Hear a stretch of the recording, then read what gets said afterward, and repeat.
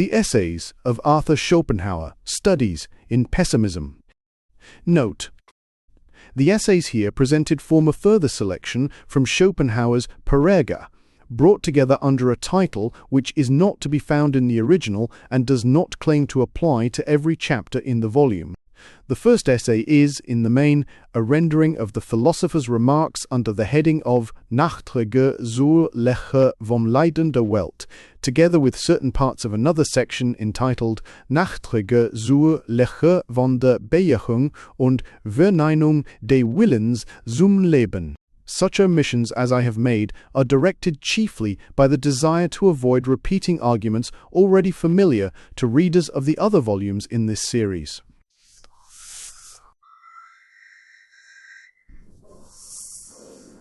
B8 Dialogue on Immortality sums up views expressed at length in the philosopher's chief work and treated again in the philosopher's chief work. The psychological observations in this and the previous volume practically exhaust the chapter of the original which bears this title. The essay on Sie Women must not be taken in jest. It expresses Schopenhauer's serious convictions, and, as a penetrating observer of the faults of humanity, he may be allowed a hearing on a question which is just now receiving a good deal of attention among us. TB.S. On the sufferings of the world. Unless suffering is the direct and immediate object of life, our existence must entirely fail of its aim. It is absurd to look upon the enormous amount of pain that abounds everywhere in the world and originates in needs and necessities inseparable from life itself, as serving no purpose at all and the result of mere chance. Each separate misfortune, as it comes, seems no doubt to be something exceptional, but misfortune in general is the rule. I know of no greater absurdity than that propounded by most systems of philosophy in declaring evil to be negative in its character. Evil is just what is positive. It makes its own existence felt. Leibniz is particularly concerned to defend this absurdity, and he seeks to strengthen his position by using a palpable and paltry sophism. One on one, it is the good which is negative. In other words, happiness and satisfaction always imply some desire fulfilled, some state of pain brought to an end. Footnote 1, Translator's Note, CF, filed, COM-OM5 the OM author A, 3MM5 the 3. Leibniz argued that evil is a negative quality, MM high, EMB, the absence of good, and that its active and seemingly positive character is an incidental and not an essential part of its nature. Cold, he said, is only the absence of the power of heat, and the active power of expansion in freezing water is an incidental and not an essential part of the nature of cold. The fact is that the power of expansion in freezing water is really an increase of repulsion amongst its molecules, and Schopenhauer is quite right in calling the whole argument a sophism. This explains the fact that we generally find pleasure to be not nearly so pleasant as we expected, and pain very much more painful. The pleasure in this world, it has been said, outweighs the pain, or, at any rate, there is an even balance between the two. If the reader wishes to see shortly whether this statement is true, let him compare the respective feelings of two animals, one of which is engaged in eating the other. The best consolation in misfortune or affliction of any kind will be the thought of other people who are in a still worse plight than yourself, and this is a form of consolation open to everyone. But what an awful fate this means for mankind as a whole. We are like lambs in a field, disporting themselves under the eye of the butcher, who chooses out first one and then another for his prey. So it is that in our good days we are all unconscious of the evil fate may have presently in store for us: sickness, poverty, mutilation, loss of sight or reason. No little part of the torment of existence lies in this, that time is continually pressing upon us, never letting us take breath, but always coming after us like a taskmaster with a whip. If at any moment time stays his hand, it is only when we are delivered over to the misery of boredom. But misfortune has its uses, for, as our bodily frame would burst asunder if the pressure of the atmosphere was removed, so, if the lives of men were relieved of all need, hardship, and adversity, if everything they took in hand were successful, they would be so swollen with arrogance that, though they might not burst, they would present the spectacle of unbridled folly, nay, they would go mad. And I may say further that a certain amount of care or pain or trouble is necessary for every man at all times. A ship without ballast is unstable and will not go straight. Certain it is that work, worry, labour, and trouble form the lot of almost all men their whole life long. But if all wishes were fulfilled as soon as they arose, how would men occupy their lives? What would they do with their time? If the world were a paradise of luxury and ease, a land flowing with milk and honey, where every jack obtained his Jill at once, and without any difficulty, men would either die of boredom or hang themselves, or there would be wars, massacres, and murders. So that in the end, mankind would inflict more suffering on itself than it has now to accept at the hands of nature. In early youth, as we contemplate our coming life, we are like children in a theatre before the curtain is raised, sitting there in high spirits and eagerly waiting for the play to begin. It is a blessing that we do not know what is really going to happen. Could we foresee it, there are times when children might seem like innocent prisoners, condemned not to death but to life, and as yet all unconscious of what their sentence means. Nevertheless, every man desires to reach old age, in other words, a state of life of which it may be said, "It is bad today, and it will be worse tomorrow, and so on till the worst of all." If you try to imagine, as nearly as you can, what an amount of misery, pain, and suffering of every kind the sun shines upon in its course, you will admit that it would be much better if, on the earth as little as on the moon, the sun were able to call forth the phenomena of life, and if, here as there, the surface were still in a crystalline state. Again, you may look upon life as an unprofitable episode, disturbing the blessed calm of non-existence, and, in any case, even though things have gone with you tolerably well, the longer you live, the more clearly you will feel that, on the whole, life is a disappointment, nay, a cheat. If two men who were friends in their youth meet again when they are old, after being separated for a lifetime, the chief feeling they will have at the sight of each other will be one of complete disappointment at life as a whole, because their thoughts will be carried back to that earlier time when life seemed so fair as it lay spread out before them in the rosy light of dawn, promised so much, and then performed so little. This feeling will so completely predominate over every other that they will not even consider it necessary to give it words, but on either side it will be silently assumed and form the groundwork of all they have to talk about. He who lives to see 2 or 3 generations is like a man who sits some time in the conjurer's booth at a fair and witnesses the performance twice or thrice in succession. The tricks were meant to be seen only once, and when they are no longer a novelty and cease to deceive, their effect is gone. While no man is much to be envied for his lot, there are countless numbers whose fate is to be deplored. Life is a task to be done. It is a fine thing to say, defunctus est est, or it means that the man has done his task. If children were brought into the world by an act of pure reason alone, would the human race continue to exist? Would not a man rather have so much sympathy with the coming generation as to spare it the burden of existence, or at any rate not take it upon himself to impose that burden upon it in cold blood? I shall be told, I suppose, that my philosophy is comfortless, because I speak the truth, and people prefer to be assured that everything the Lord has made is good. Go to the priests, then, and leave philosophers in peace. At any rate, do not ask us to accommodate our doctrines to the lessons you have been taught. That is what those rascals of sham philosophers will do for you. Ask them for any doctrine you please, and you will get it. Your university professors are bound to preach optimism, and it is an easy and agreeable task to upset their theories. I have reminded the reader that every state of welfare, Every feeling of satisfaction is negative in its character. That is to say, it consists in freedom from pain, which is the positive element of existence. It follows, therefore, that the happiness of any given life is to be measured, not by its joys and pleasures, but by the extent to which it has been free from suffering, from positive evil.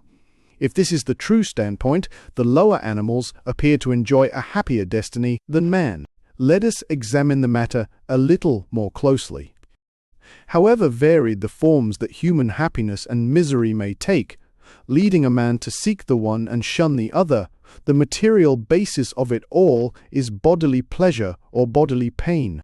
This basis is very restricted. It is simply health, food, protection from wet and cold, the satisfaction of the sexual instinct, or else the absence of these things. Consequently, as far as real physical pleasure is concerned, the man is not better off than the brute, except insofar as the higher possibilities of his nervous system make him more sensitive to every kind of pleasure, but also, it must be remembered, to every kind of pain. But then compared with the brute, how much stronger are the passions aroused in him? What an immeasurable difference there is in the depth and vehemence of his emotions, and yet, in the one case as in the other, all to produce the same result in the end, namely health, food, clothing, and so on. The chief source of all this passion is that thought for what is absent and future, which, with man, exercises such a powerful influence upon all he does. It is this that is the real origin of his cares, his hopes, his fears, emotions which affect him much more deeply than could ever be the case with those present joys and sufferings to which the brute is confined. In his powers of reflection, memory, and foresight, man possesses, as it were, a machine for condensing and storing up his pleasures and his sorrows. But the brute has nothing of the kind. Whenever it is in pain, it is as though it were suffering for the first time, even though the same thing should have previously happened to it times out of number. It has no power of summing up its feelings. Hence its careless and placid temper, how much it is to be envied. But in man reflection comes in, with all the emotions to which it gives rise, and taking up the same elements of pleasure and pain which are common to him and the brute, it develops his susceptibility to happiness and misery to such a degree that, at one moment, the man is brought in an instant to a state of delight that may even prove fatal, at another to the depths of despair and suicide. If we carry our analysis a step farther, we shall find that, in order to increase his pleasures, man has intentionally added to the number and pressure of his needs, which, in their original state, were not much more difficult to satisfy than those of the brute. Hence luxury in all its forms, delicate food, the use of tobacco and opium, spirituous liquors, fine clothes, and the 1,001 things that he considers necessary to his existence. And above and beyond all this, there is a separate and peculiar source of pleasure, and consequently of pain, which man has established for himself, also as the result of using his powers of reflection, and this occupies him out of all proportion to its value, nay, almost more than all his other interests put together. I mean ambition, and the feeling of honor and shame, in plain words, what he thinks about the opinion other people have of him. Taking 1,000 forms, often very strange ones, this becomes the goal of almost all the efforts he makes that are not rooted in physical pleasure or pain.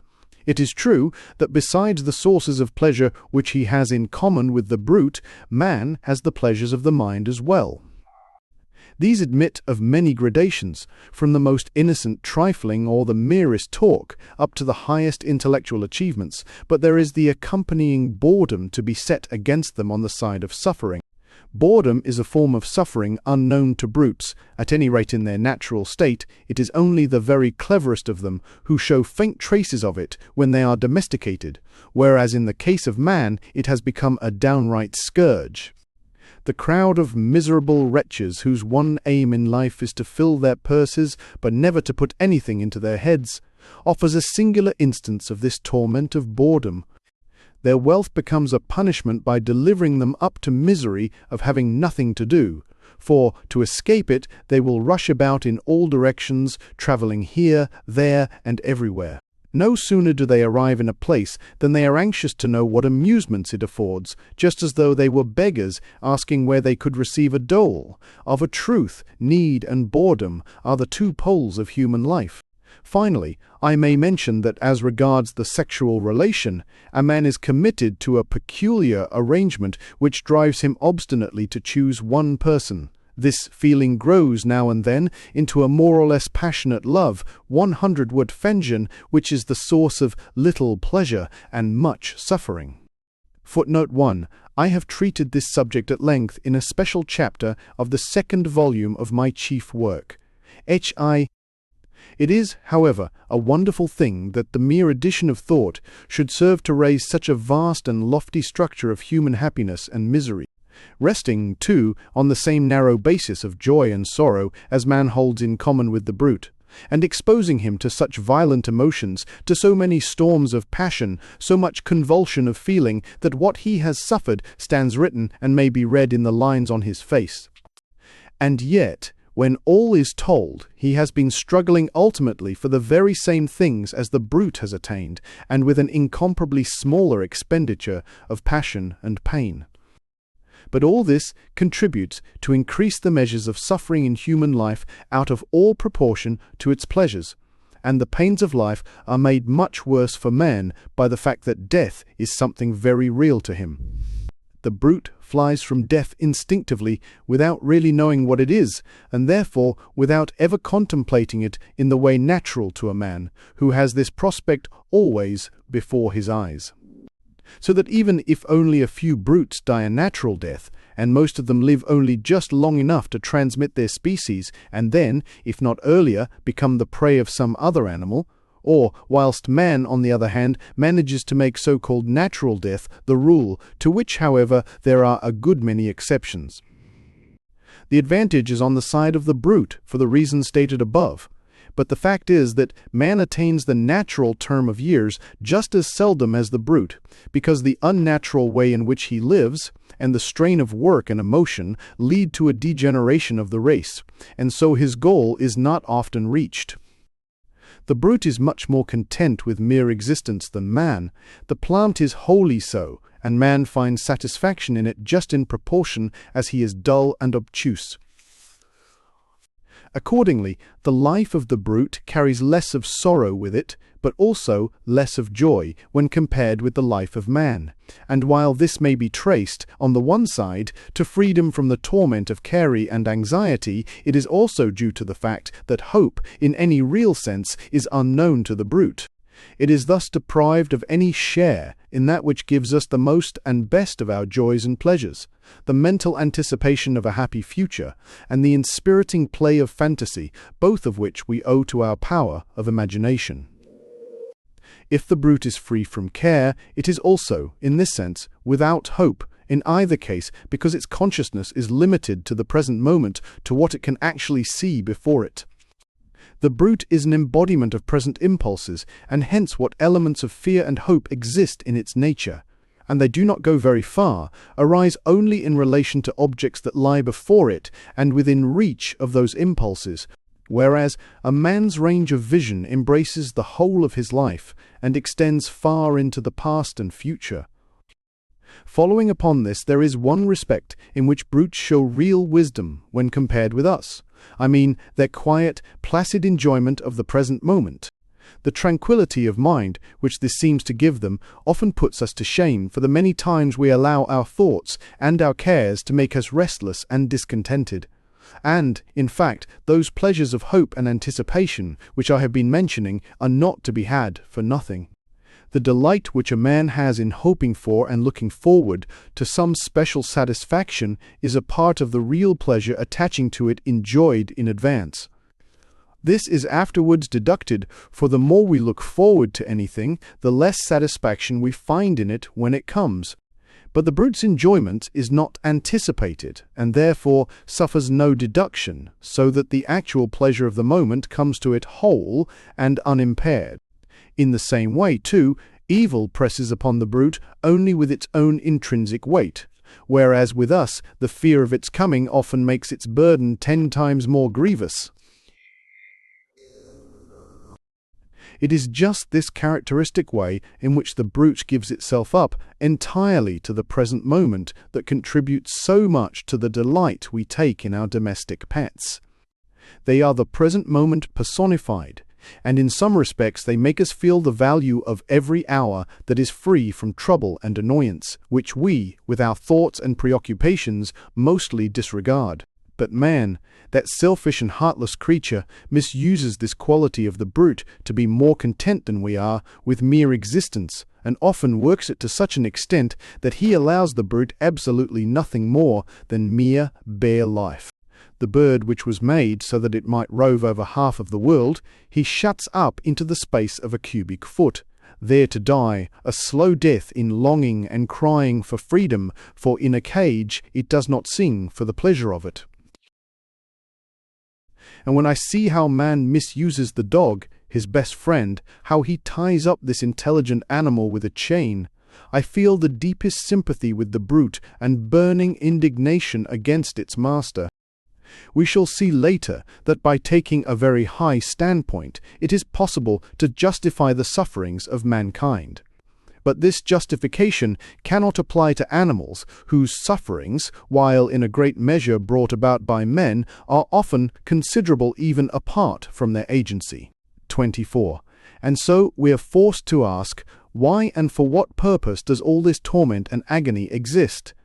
There is nothing here to give the will pause. It is not free to deny itself and so obtain redemption. There is only one consideration that may serve to explain the sufferings of animals. It is this, that the will to live, which underlies the whole world of phenomena, must, in their case, satisfy its cravings by feeding upon itself. This it does by forming a gradation of phenomena, every one of which exists at the expense of another. I have shown, however, that the capacity for suffering is less in animals than in man. Any further explanation that may be given of their fate will be in the nature of hypothesis, if not actually mythical in its character, and I may leave the reader to speculate upon the matter for himself. Footnote 1. Cf. Welt als Volstel und Vorstellunge Vol. II. p. 404. Brahma is said to have produced the world by a kind of fall or mistake, and in order to atone for his folly, he is bound to remain in it himself until he works out his redemption. As an account of the origin of things, that is admirable. According to the doctrines of Buddhism, the world came into being as the result of some inexplicable disturbance in the heavenly calm of nirvana, that blessed state obtained by expiation which had endured so long a time, the change taking place by a kind of fatality. This explanation must be understood as having at bottom some moral bearing, although it is illustrated by an exactly parallel theory in the domain of physical science, which places the origin of the sun in a primitive streak of mist formed one knows not how. Subsequently, by a series of moral errors, the world became gradually worse and worse, true of the physical orders as well, until it assumed the dismal aspect it wears today. Excellent! The Greeks looked upon the world and the gods as the work of an inscrutable necessity. A passable explanation, we may be content with it until we can get a better. Again, Ormuzd and Ahriman are rival powers, continually at war. That is not bad. But that a god like Jehovah should have created this world of misery and woe, out of pure caprice, and because he enjoyed doing it, and should then have clapped his hands in praise of his own work, and declared everything to be very good, that will not do at all. In its explanation of the origin of the world, Judaism is inferior to any other form of religious doctrine professed by a civilized nation, and it is quite in keeping with this that it is the only one which presents no trace whatever of any belief in the immortality of the soul. Footnote 1. See Paragraph. Vol. ICCE, CWW's Extec, NP, CW's CT. Even though Leibniz's contention that this is the best of all possible worlds were correct, that would not justify God in having created it, for he is the creator not of the world only, but of possibility itself, and, therefore, he ought to have so ordered possibility as that it would admit of something better. There are two things which make it impossible to believe that this world is the successful work of an all-wise, all-good, and, at the same time, all-powerful being. Firstly, the misery which abounds in it everywhere, and secondly, the obvious imperfection of its highest product, man, who is a burlesque of what he should be. These things cannot be reconciled with any such belief. On the contrary, they are just the facts which support what I have been saying. They are our authority for viewing the world as the outcome of our own misdeeds, and therefore as something that had better not have been. Whilst under the former hypothesis, they amount to a bitter accusation against the Creator and supply material for sarcasm, under the latter they form an indictment against our own nature, our own will, and teach us a lesson of humility. They lead us to see that, like the children of a libertine, we come into the world with the burden of sin upon us, and that it is only through having continually to atone for this sin that our existence is so miserable and that its end is death. There is nothing more certain than the general truth that it is the grievous sin of the world which has produced the grievous suffering of the world. I am not referring here to the physical connection between these two things lying in the realm of experience. My meaning is metaphysical. Accordingly, the sole thing that reconciles me to the Old Testament is the story of the fall. In my eyes, it is the only metaphysical truth in that book, even though it appears in the form of an allegory. There seems to me no better explanation of our existence than that it is the result of some false step, some sin of which we are paying the penalty. I cannot refrain from recommending the thoughtful reader a popular, but at the same time profound treatise on this subject by Claudius I, which exhibits the essentially pessimistic spirit of Christianity. It is entitled, "Cursed is the ground for thy sake." Footnote 1. Translator's note. Matthias Cordius, 1740, 1850, 1850, a popular poet and friend of Klopstock, Herder, and Lessing. He edited the Wandsbeker Boti, in the fourth part of which appeared the treatise mentioned above.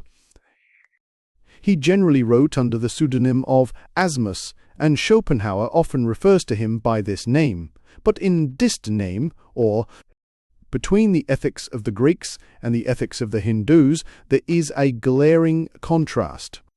In the one case, with the exception, it must be confessed, of Plato, the object of ethics is to enable a man to lead a happy life.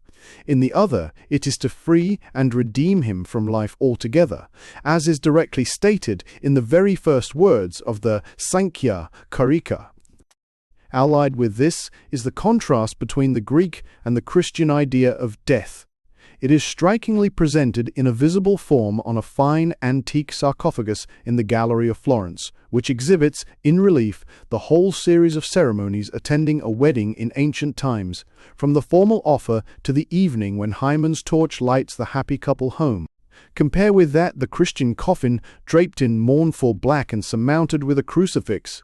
How much significance there is in these two ways of finding comfort in death. They are opposed to each other, but each is right. The one points to the affirmation of the will to live, which remains sure of life for all time, however rapidly its forms may change. The other, in the symbol of suffering and death, points to the denial of the will to live, to redemption from this world, the domain of death and devil. And in the question between the affirmation and the denial of the will to live, Christianity is in the last resort right. The contrast which the New Testament presents when compared with the Old, according to the ecclesiastical view of the matter, is just that existing between my ethical system and the moral philosophy of Europe. The Old Testament represents man as under the dominion of law, in which, however, there is no redemption. The New Testament declares law to have failed, frees man from its dominion, and in its stead preaches the kingdom of grace to be won by faith, love of neighbor, and entire sacrifice of self. This is the path of redemption from the evil of the world. The spirit of the New Testament is undoubtedly asceticism, however your Protestants and rationalists may twist it to suit their purpose. Asceticism is the denial of the will to live. and the transition from the Old Testament to the New, from the dominion of law to that of faith, from justification by works to redemption through the mediator, from the domain of sin and death to eternal life in Christ, means, when taken in its real sense, the transition from the merely moral virtues to the denial of the will to live. My philosophy shows the metaphysical foundation of justice and the love of mankind, and points to the goal to which these virtues necessarily lead if they are practiced in perfection. At the same time, it is candid in confessing that a man must turn his back upon the world, and that the denial of the will to live is the way of redemption. It is therefore really at one with the spirit of the New Testament, whilst all other systems are couched in the spirit of the Old. That is to say, theoretically as well as practically, their result is Judaism, mere despotic theism. In this sense, then, my doctrine might be called the only true Christian philosophy, however paradoxical a statement this may seem to people who take superficial views instead of penetrating to the heart of the matter. Footnote 1. Cf. Romans VIE, Galatians EEEIE. If you want a safe compass to guide you through life and to banish all doubt as to the right way of looking at it, you cannot do better than accustom yourself to regard this world as a penitentiary, a sort of a penal colony, or, Greek, agastairion, as the earliest philosopher called it, the long. Amongst the Christian fathers, Origen, with praiseworthy courage, took this view, too, which is further justified by certain objective theories of life.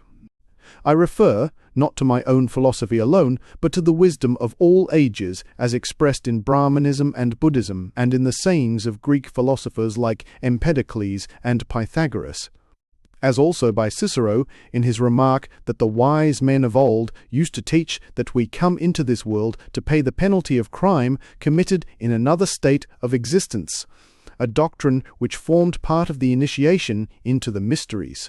3. And Vanini, whom his contemporaries burned, finding that an easier task than to confute him, puts the same thing in a very forcible way. Manda, he says, is so full of every kind of misery that, were it not repugnant to the Christian religion, I should venture to affirm that if evil spirits exist at all, they have posed into human form and are now atoning for their crimes. 4. And true Christianity, using the word in its right sense, also regards our existence as the consequence of sin and error. Footnote 1. Cf. Clem, Alex, Strom, LIIIC 3p 399. Footnote 2. Augustine de Civitate Dei, L. Exschi, c. 23. W. H. Jai. Offerer. What note 2? Bolting my fall. What note 2 is the Senka video. What note 2 as Exivitate U. Footnote 3. Cf. Fragmenta de Philosophia, one time Stata Philosophia. Footnote 4. De Admirandis Naturae Arcanis, dial LP 35. Poisis. If you accustom yourself to this view of life, you will regulate your expectations accordingly, and cease to look upon all its disagreeable incidents, great and small, its sufferings, its worries, its misery, as anything unusual or irregular.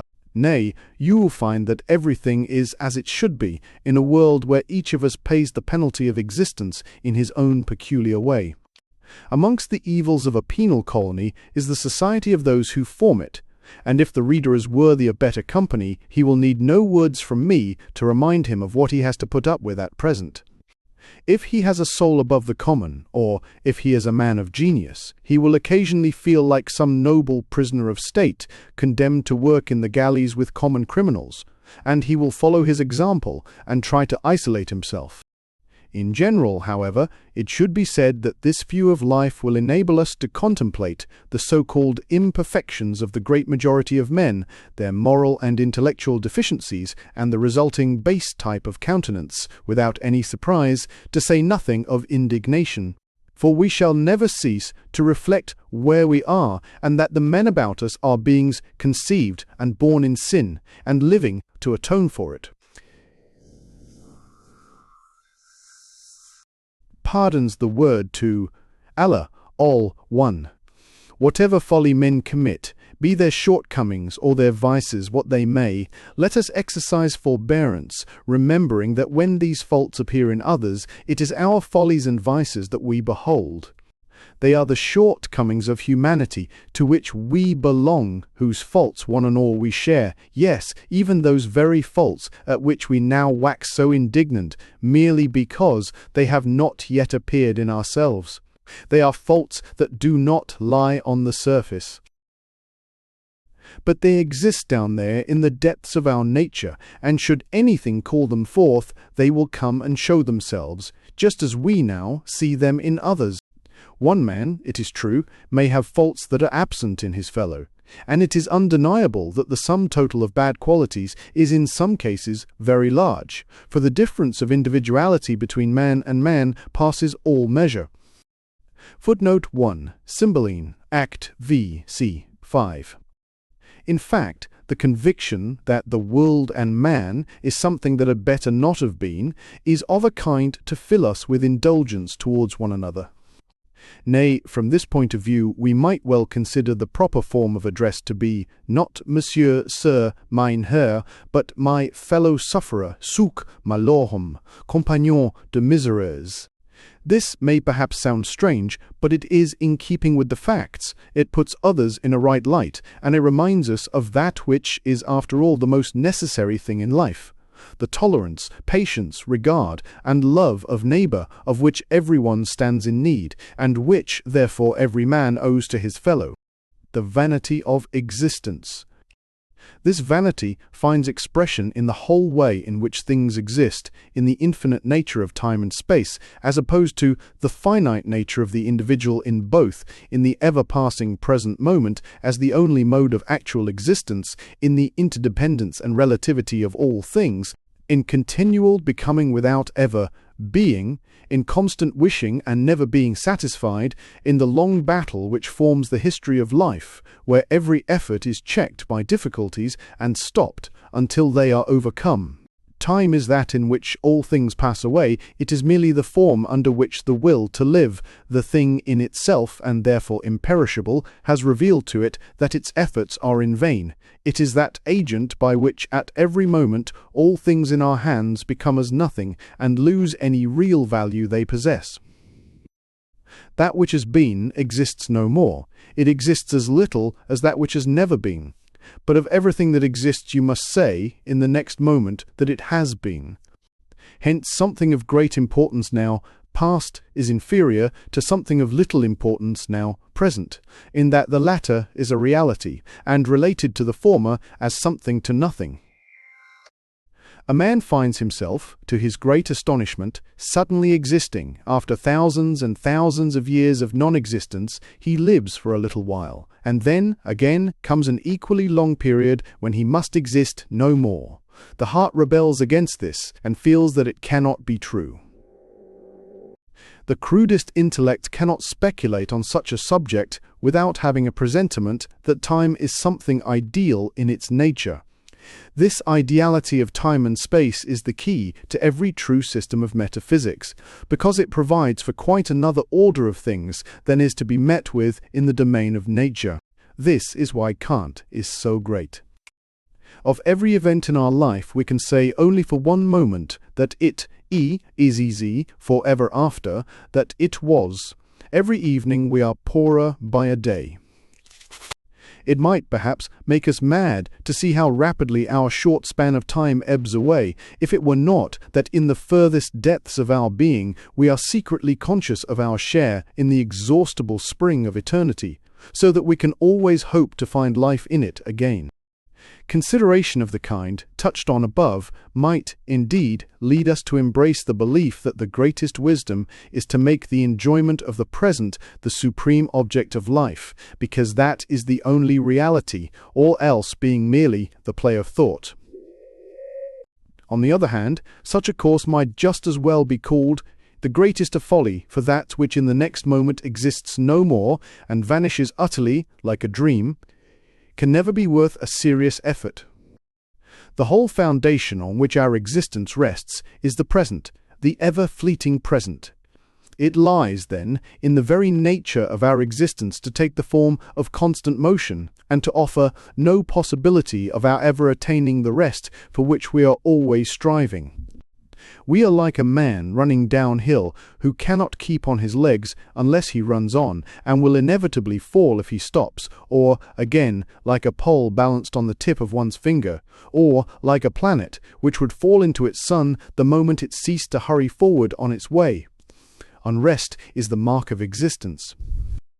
In a world where all is unstable and naught can endure but is swept onwards at once in the hurrying whirlpool of change, where a man, if he is to keep erect at all, must always be advancing and moving like an acrobat on a rope, in such a world happiness is inconceivable.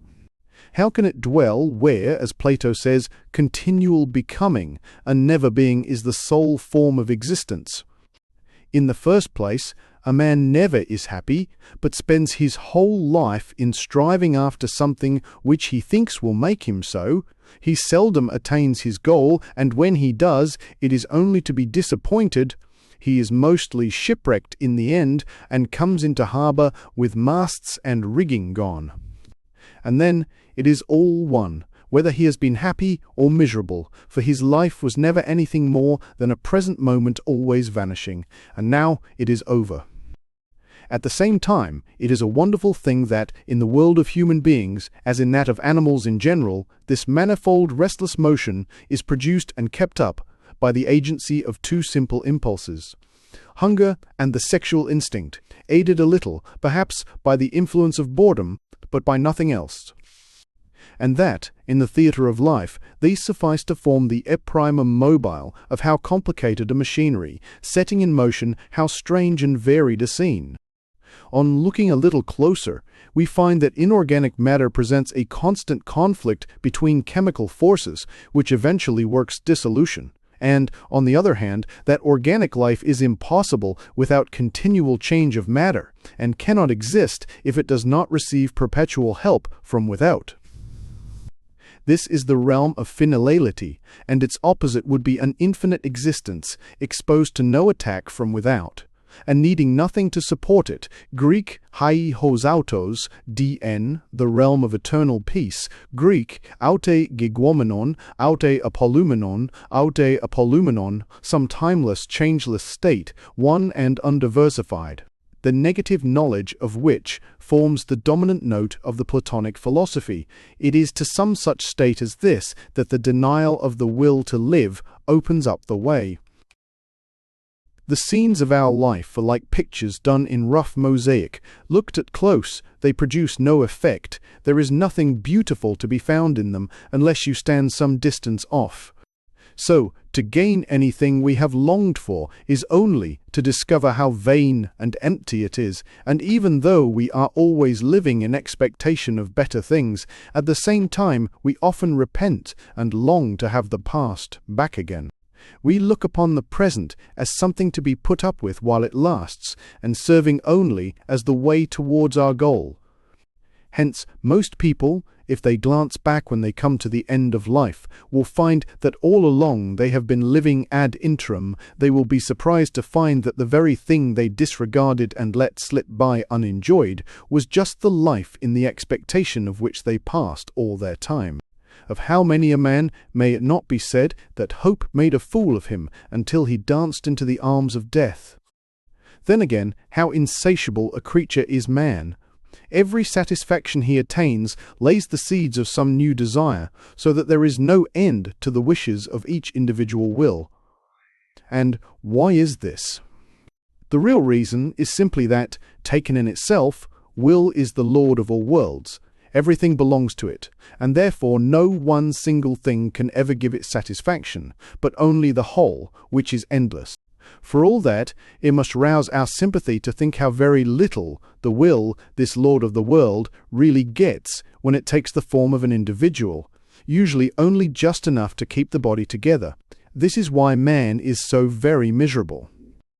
Life presents itself chiefly as a task. The task, I mean, of subsisting at all, gagner sa vie.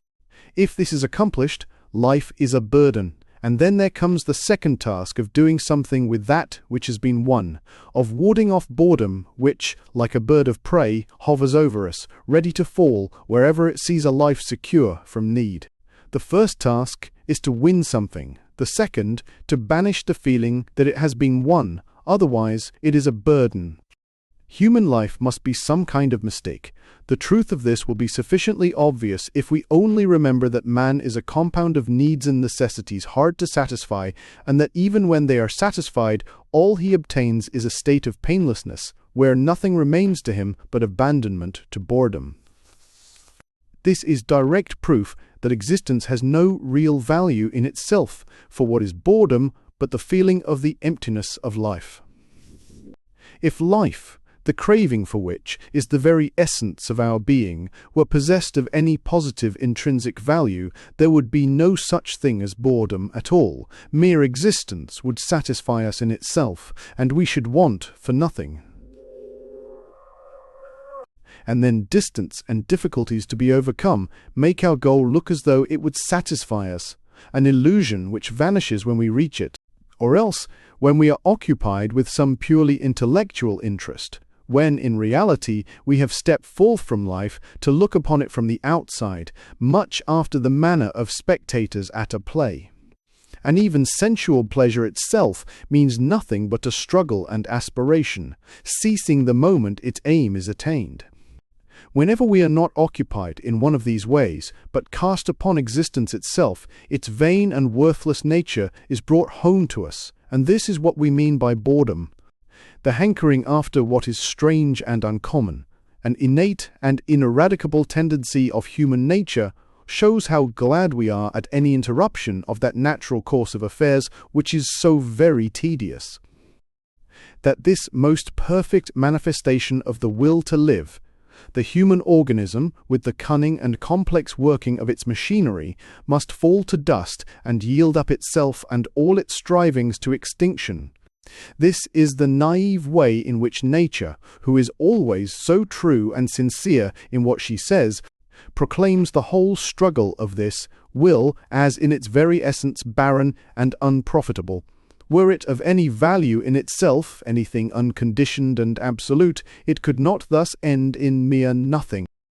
If we turn from contemplating the world as a whole, and, in particular, the generations of men as they live their little hour of mock existence and then are swept away in rapid succession, if we turn from this and look at life in its small details as presented, say, in a comedy, how ridiculous it all seems. It is like a drop of water seen through a microscope, a single drop teeming with infusoria, or a speck of cheese full of mites invisible to the naked eye. How we laugh as they bustle about so eagerly and struggle with one another in so tiny a space. And whether here or in the little span of human life, this terrible activity produces a comic effect. It is only in the microscope that our life looks so big. It is an indivisible point, drawn out and magnified by the powerful lenses of time and space. On suicide. As far as I know, none but the votaries of monotheistic, that is to say, Jewish religions, look upon suicide as a crime. This is all the more striking, inasmuch as neither in the Old nor in the New Testament is there to be found any prohibition or positive disapproval of it, so that religious teachers are forced to base their condemnation of suicide on philosophical grounds of their own invention. These are so very bad that writers of this kind endeavor to make up for the weakness of their arguments by the strong terms in which they express their abhorrence of the practice. In other words, they declaim against it. They tell us that suicide is the greatest piece of cowardice, that only a madman could be guilty of it, and other insipidities of the same kind. Or else they make the nonsensical remark that suicide is wrong, when it is quite obvious that there is nothing in the world to which every man has a more unassailable title than to his own life and person. Suicide, as I have said, is actually accounted a crime, and a crime which, especially under the vulgar bigotry that prevails in England, is followed by an ignominious burial and the seizure of the man's property, and for that reason, in a case of suicide, the jury almost always brings in a verdict of insanity. Now let the reader's own moral feelings decide as to whether or not suicide is a criminal act. Think of the impression that will be made upon you by the news that someone you know had committed the crime, say, of murder or theft, or been guilty of some act of cruelty or deception, and compare it with your feelings when you hear that he has met a voluntary death. While in the one case, a lively sense of indignation and extreme resentment will be aroused, and you will call loudly for punishment or revenge, in the other you will be moved to grief and sympathy, and mingled with your thoughts will be admiration for his courage, rather than the moral disapproval which follows upon a wicked action. Who has not had acquaintances, friends, relations, who of their own free will have left this world, and are these to be thought of with horror as criminals? I am rather of opinion that the clergy should be challenged to explain what right they have to go into the pulpit or take up their pens and stamp as a crime, an action which many men whom we hold in affection and honor have committed, and to refuse an honorable burial to those who relinquish this world voluntarily. They have no biblical authority to boast of, as justifying their condemnation of suicide, nay, not even any philosophical arguments that will hold water, and it must be understood that it is arguments we want, and that we will not be put off with mere phrases or words of abuse. If the criminal law forbids suicide, that is not an argument valid in the Church, and besides, the prohibition is ridiculous, for what penalty can frighten a man who is not afraid of death itself? If the law punishes people for trying to commit suicide, it is punishing the want of skill that makes the attempt a failure.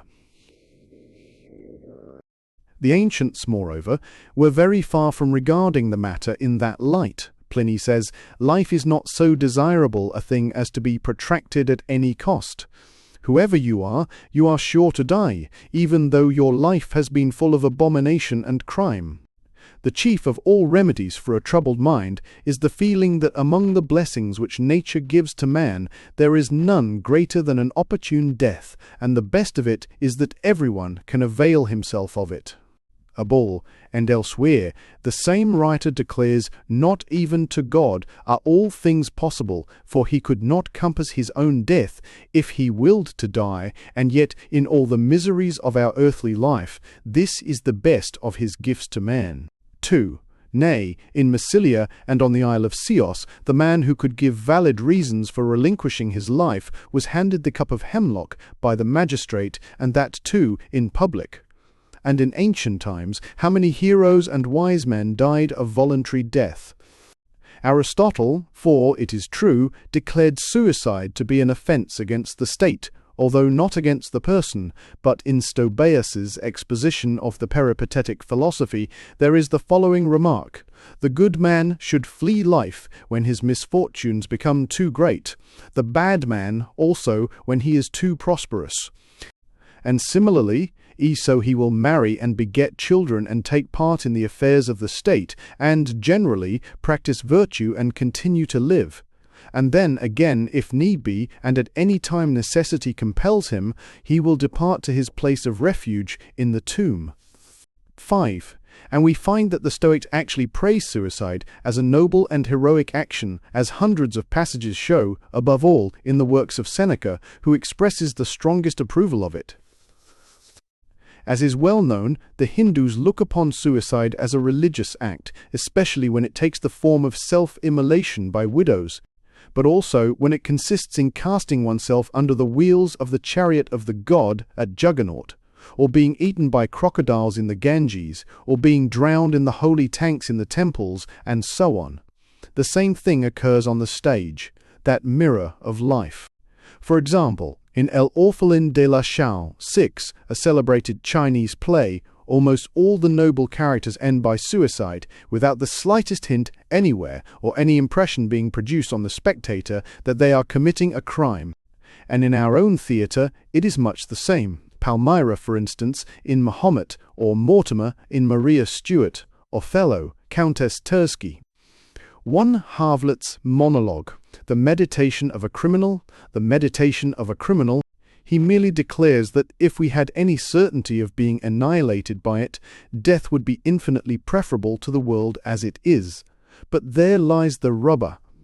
Footnote 1. Hist. Nat. Lib.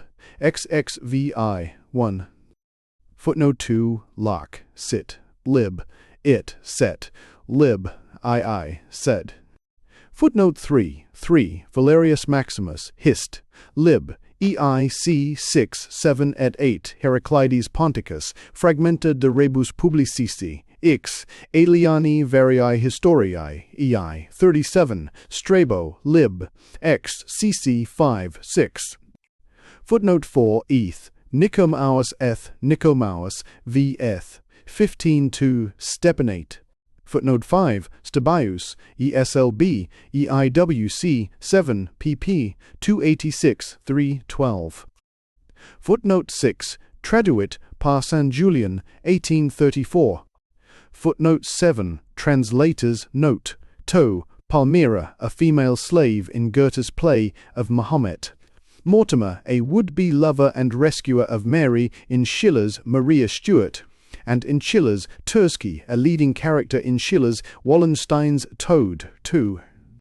The reasons advanced against suicide by the clergy of monotheistic, that is to say, Jewish religions, and by those philosophers who adapt themselves thereto, are weak sophisms which can easily be refuted. 1 quote, the most thorough-going refutation of them is given by Hume in his essay on suicide. This did not appear until after his death, when it was immediately suppressed, owing to the scandalous bigotry and outrageous ecclesiastical tyranny that prevailed in England, and hence only a very few copies of it were sold under cover of secrecy and at a high price. This and another treatise by that great man have come to us from Basel, and we may be thankful for the reprint. 2. It is a great disgrace to the English nation that a purely philosophical treatise, which, proceeding from one of the first thinkers and writers in England, aimed at refuting the current arguments against suicide by the light of cold reason, should be forced to sneak about in that country, as though it was some rascally production, until at last it found refuge on the continent. At the same time, it shows what a good conscience the Church has in such matters. Footnote 1. See my treatise on the sea foundation of morals, Seddon 5. Footnote 2. Essays on Suicide and the Immortality of the Soul, by the late David Hume, Basel, 1799, sold by James Decker, In my chief work, I have explained the only valid reason existing against suicide on the score of mortality. It is this, that suicide thwarts the attainment of the highest moral aim, by the fact that for a real release from this world of misery, it substitutes one that is merely apparent. But from a misdemeanor to a sea crime is a far cry, and it is as a crime that the clergy of Christendom wish us to regard suicide. The inmost kernel of Christianity is the truth that suffering, the cross, is the real end and object of life. Hence Christianity condemns suicide as thwarting this end, whilst the ancient world, taking a lower point of view, held it in approval, nay, in honour. Tatifa, not Tatifa. 1. If that is to be accounted a valid reason against suicide, it involves the recognition of asceticism, that is to say, it is valid only from a much higher ethical standpoint than has ever been adopted by moral philosophers in Europe. If we abandon that high standpoint, there is no tenable reason left, on the score of morality, for condemning suicide. The extraordinary energy and zeal with which the clergy of monotheistic religions attack suicide is not supported either by any passages in the Bible or by any considerations of weight, so that it looks as though they must have some secret reason for their contention. May it not be this, that the voluntary surrender of life is a bad compliment for him who said that all things were very good? If this is so, it offers another instance of the crass optimism of these religions, denouncing suicide to escape being denounced by it. Footnote 1. Translator's note. Schopenhauer refers to Die Welt als Willenvorstellung, Volume N-Vorstellung, Volume A, 69, where the reader may find the same argument stated at somewhat greater length. According to Schopenhauer, moral freedom, the highest ethical aim, is to be obtained only by a denial of the will to live. Far from being a denial, suicide is an emphatic assertion of this will, for it is in fleeing from the pleasures, not from the sufferings of life, that this denial consists.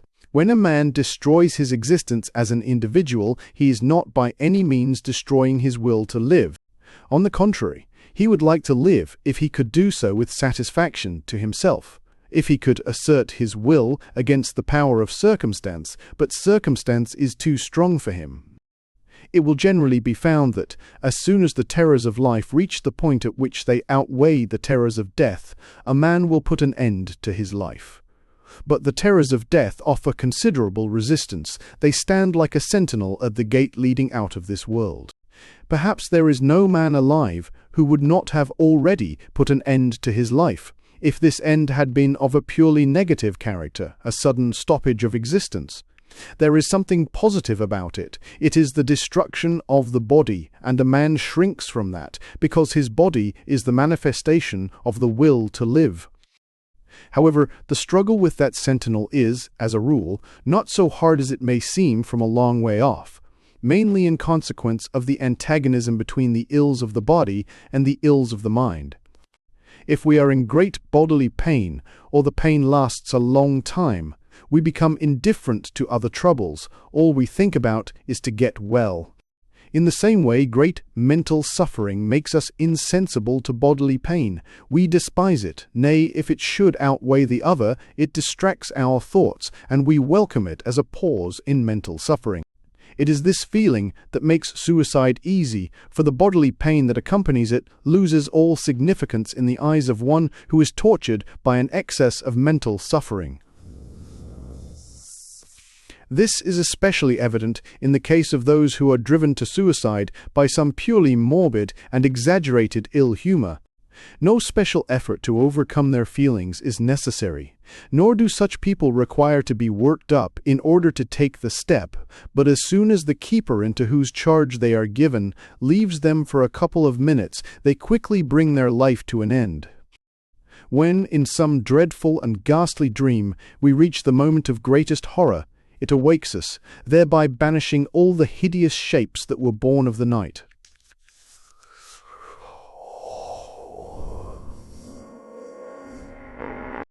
Suicide may also be regarded as an experiment, a question which man puts to nature, trying to force her to an answer. The question is this: what change will death produce in a man's existence and in his insight into the nature of things? It is a clumsy experiment to make, for it involves the destruction of the very consciousness which puts the question and awaits the answer. Immortality 1. A dialogue. 2. Evanation. Footnote 1. Translator's note. Endesteblichkeit. Unsteblichkeit does not occur in the original, nor would it, in its usual application, find a place in Schopenhauer's vocabulary. The word he uses is Unzerstörbarkeit, indestructibility. But I have preferred immortality because that word is commonly associated with the subject touched upon in this little debate. If any critic doubts the wisdom of this preference, let me ask him to try his hand at a short, concise, and, at the same time, popularly intelligible rendering of the German original, which runs thus: Zur Lehre von der Unzerstörbarkeit unseres wahren Wesens durch den Tod, meine dialogische Schlussbelustigung. Thrasymachos, Philaletheus. Thrasymachos. Tell me now, in one word, what shall I be after my death, and mind you be clear and precise. Philaletheus, all and nothing. Thrasymachos, I thought so. I gave you a problem and you solve it by a contradiction. That's a very stale trick. Philalethes. Yes, but you raise transcendental questions, and you expect me to answer them in language that is only made for immanent knowledge. It's no wonder that a contradiction ensues. Thrasymachos. What do you mean by transcendental questions and immanent knowledge? I've heard these expressions before, of course. They are not new to me. The professor was fond of using them, but only as predicates of the deity, and he never taught of anything else, which was all quite right and proper. He argued thus: if the deity was in the world itself, he was immanent. If he was somewhere outside it, he was transcendent. Nothing could be clearer and more obvious. You knew where you were. But this Kantian rigmarole won't do any more. It's antiquated and no longer applicable to modern ideas. Why, we've had a whole row of eminent men in the metropolis of German learning. Thales. Aside. German humbug, he means. I.A. Thrasymachos, the mighty Schleiermacher, for instance, and that gigantic intellect, Hegel, and at this time of day we've abandoned that nonsense. I should rather say we're so far beyond it that we can't put up with it any more. What's the use of it then? What does it all mean? Philalethes. Transcendental knowledge is knowledge which passes beyond the bounds of possible experience and strives to determine the nature of things as they are in themselves. Immanent knowledge, on the other hand, is knowledge which confines itself entirely with those bounds, so that it cannot apply to anything but actual phenomena. As far as you are an individual, death will be the end of you. But your individuality is not your true and inmost being. It is only the outward manifestation of it. It is not the thing in itself, but only the phenomenon presented in the form of time, and therefore with a beginning and an end. But your real being knows neither time, nor beginning, nor end, nor yet the limits of any given individual. It is everywhere present in every individual, and no individual can exist apart from it. So when death comes, on the one hand, you are annihilated as an individual. On the other, you are and remain everything.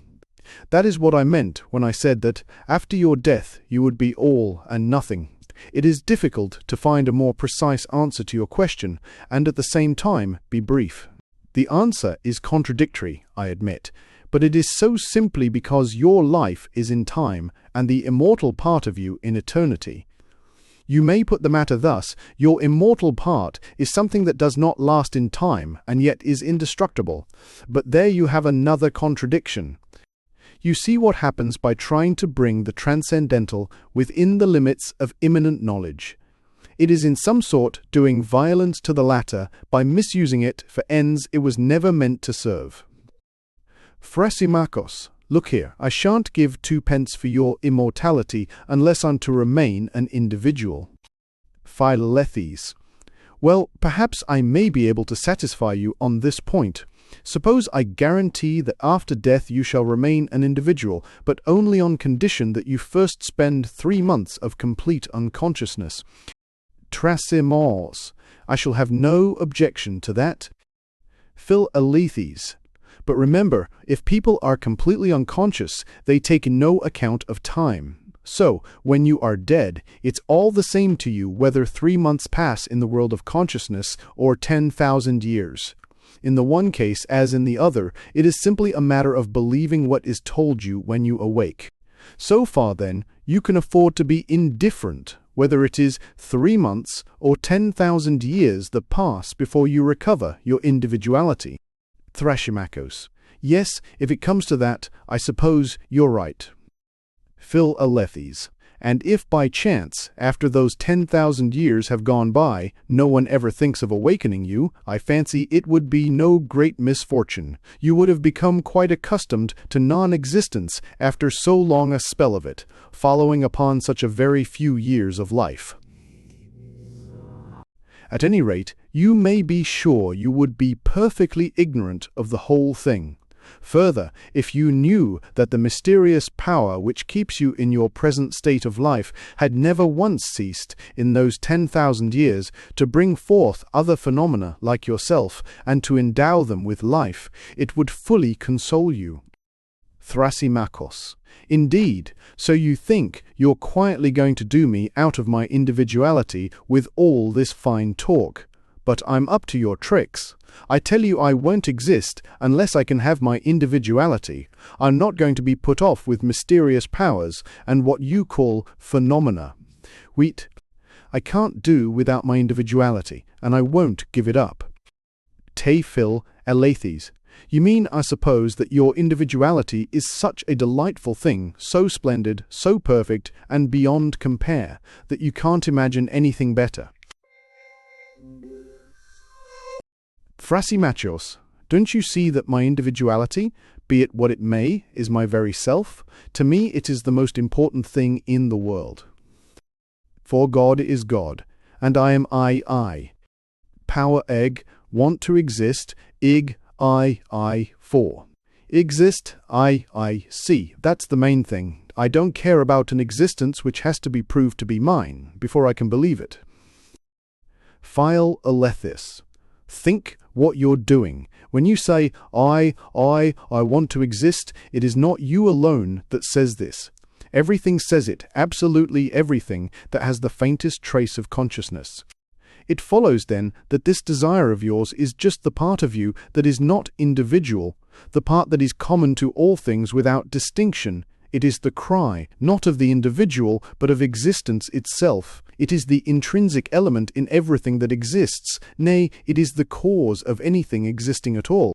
This desire craves for, and so is satisfied with, nothing less than existence in general, not any definite individual existence. No, that is not its aim. It seems to be so only because this desire, this will, attains consciousness only in the individual, and therefore looks as though it were concerned with nothing but the individual. There lies the illusion. An illusion, it is true, in which the individual is held fast, but, if he reflects, he can break the fetters and set himself free. It is only indirectly, I say, that the individual has this violent craving for existence. It is the will to live which is the real and direct aspirant, alike and identical in all things. Since, then, existence is the free work, nay, the mere reflection of the will, where existence is, there too must be will. And for the moment, the will finds its satisfaction in existence itself, so far, I mean, as that which never rests, but presses forward eternally, can ever find any satisfaction at all. The will is careless of the individual. The individual is not its business, although, as I have said, this seems to be the case, because the individual has no direct consciousness of will except in himself. The effect of this is to make the individual careful to maintain his own existence, and if this were not so, there would be no surety for the preservation of the species. From all this, it is clear that individuality is not a form of perfection, but rather of limitation, and so to be freed from it is not loss but gain. Trouble yourself no more about the matter. Once thoroughly recognize what you are, what your existence really is, namely the universal will to live, and the whole question will seem to you childish and most ridiculous. Thrasymachos, you're childish yourself, and most ridiculous, like all philosophers.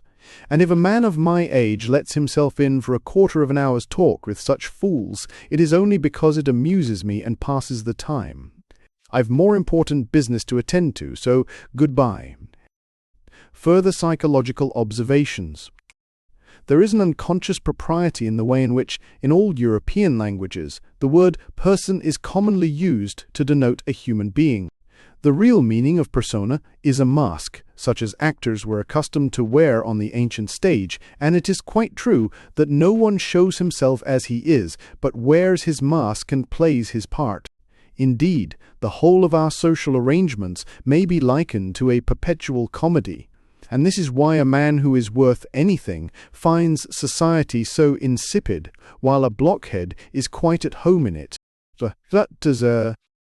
Reason deserves to be called a prophet, for in showing us the consequence and effect of our actions in the present, does it not tell us what the future will be?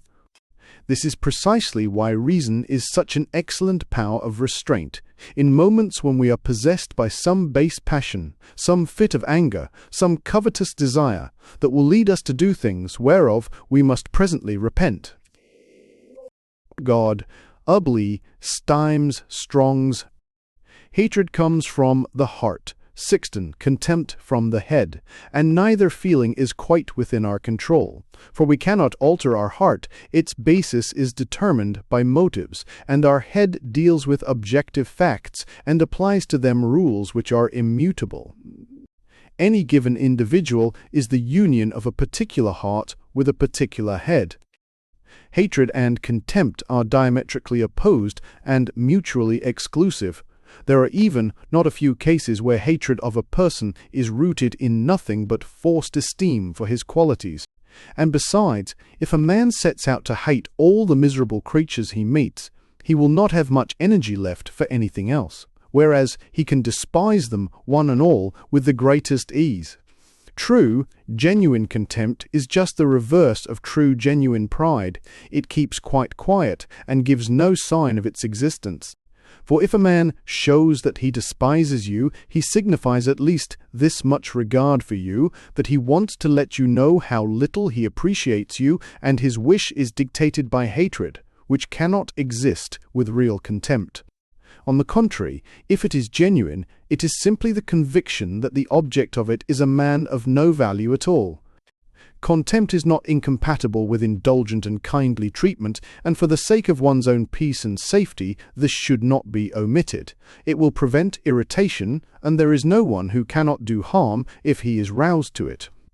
But if this pure, cold, sincere contempt ever shows itself, it will be met with the most truculent hatred, for the despised person is not in a position to fight contempt with its own weapons.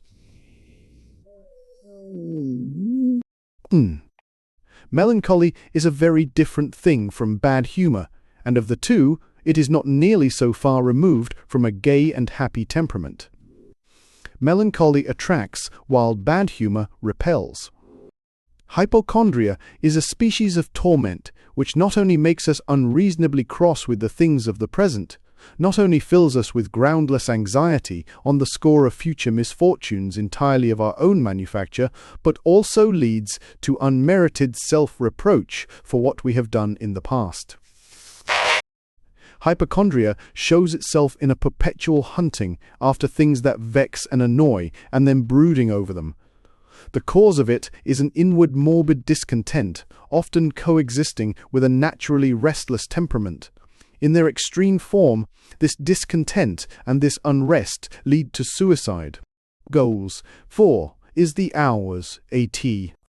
Any incident, however trivial, that rouses disagreeable emotion leaves an after-effect in our mind, which for the time it lasts prevents our taking a clear objective view of the things about us and tinges all our thoughts, just as a small object held close to the eye limits and distorts our field of vision.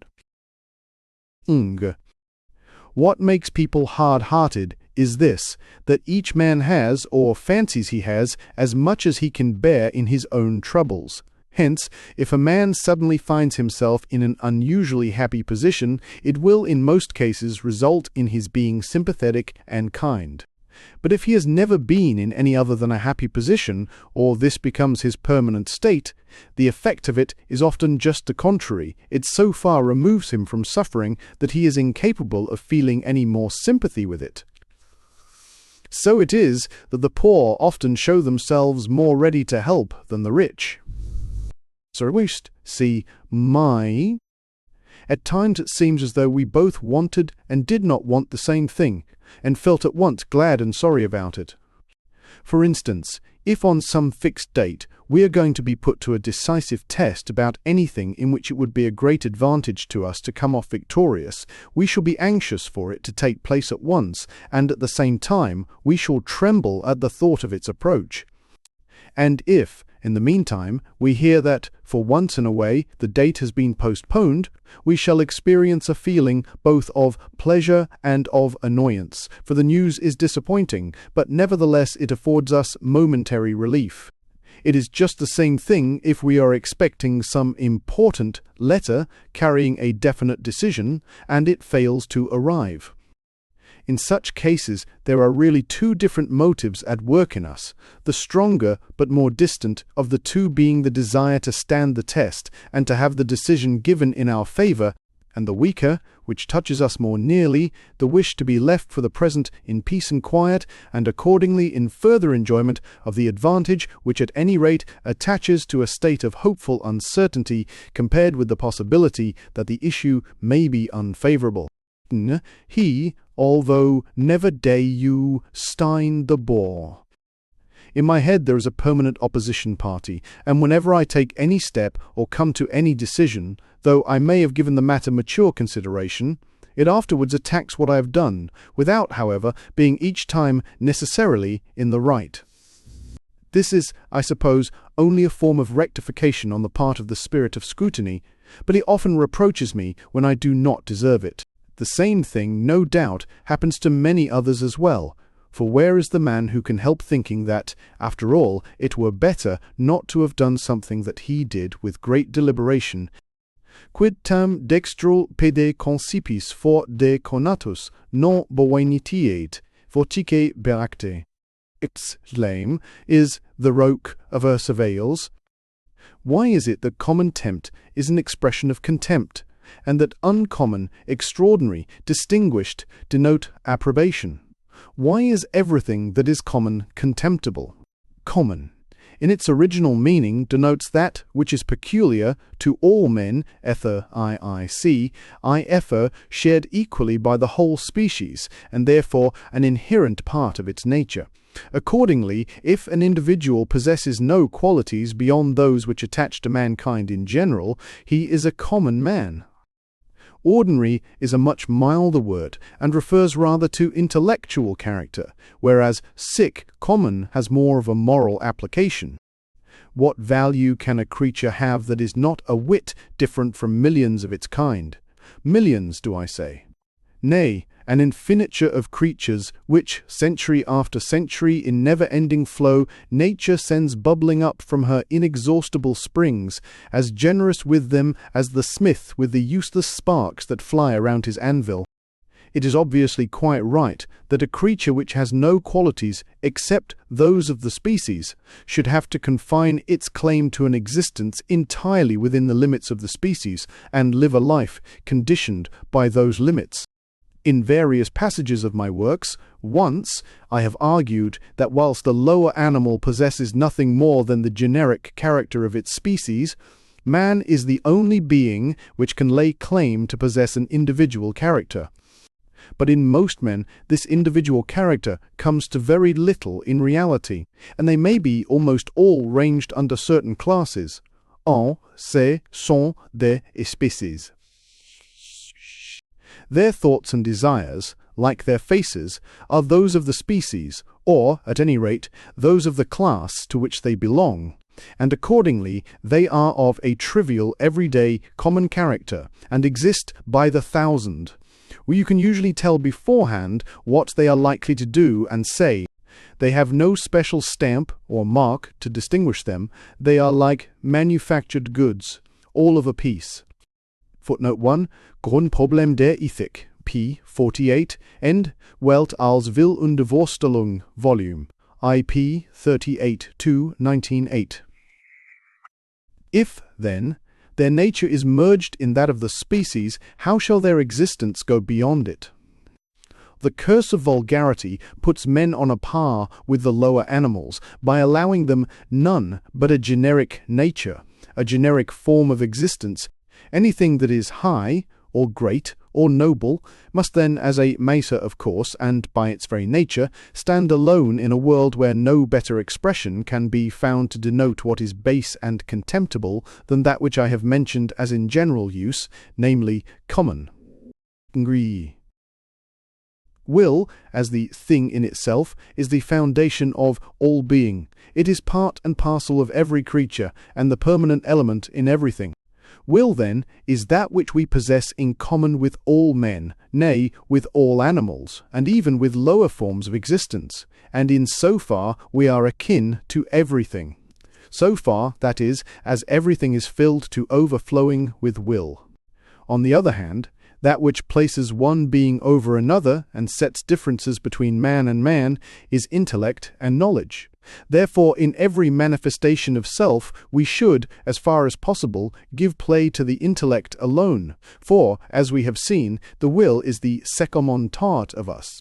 Every violent exhibition of will is common and vulgar. In other words, it reduces us to the level of the species and makes us a mere type and example of it, in that it is just the character of the species that we are showing. So every fit of anger is something common, every unrestrained display of joy or of hate or fear. In short, every form of emotion. In other words, every movement of the will, if it's so strong as decidedly to outweigh the intellectual element in consciousness and to make the man appear as a being that wills rather than knows. In giving way to emotion of this violent kind, the greatest genius puts himself on a level with the commonest son of earth.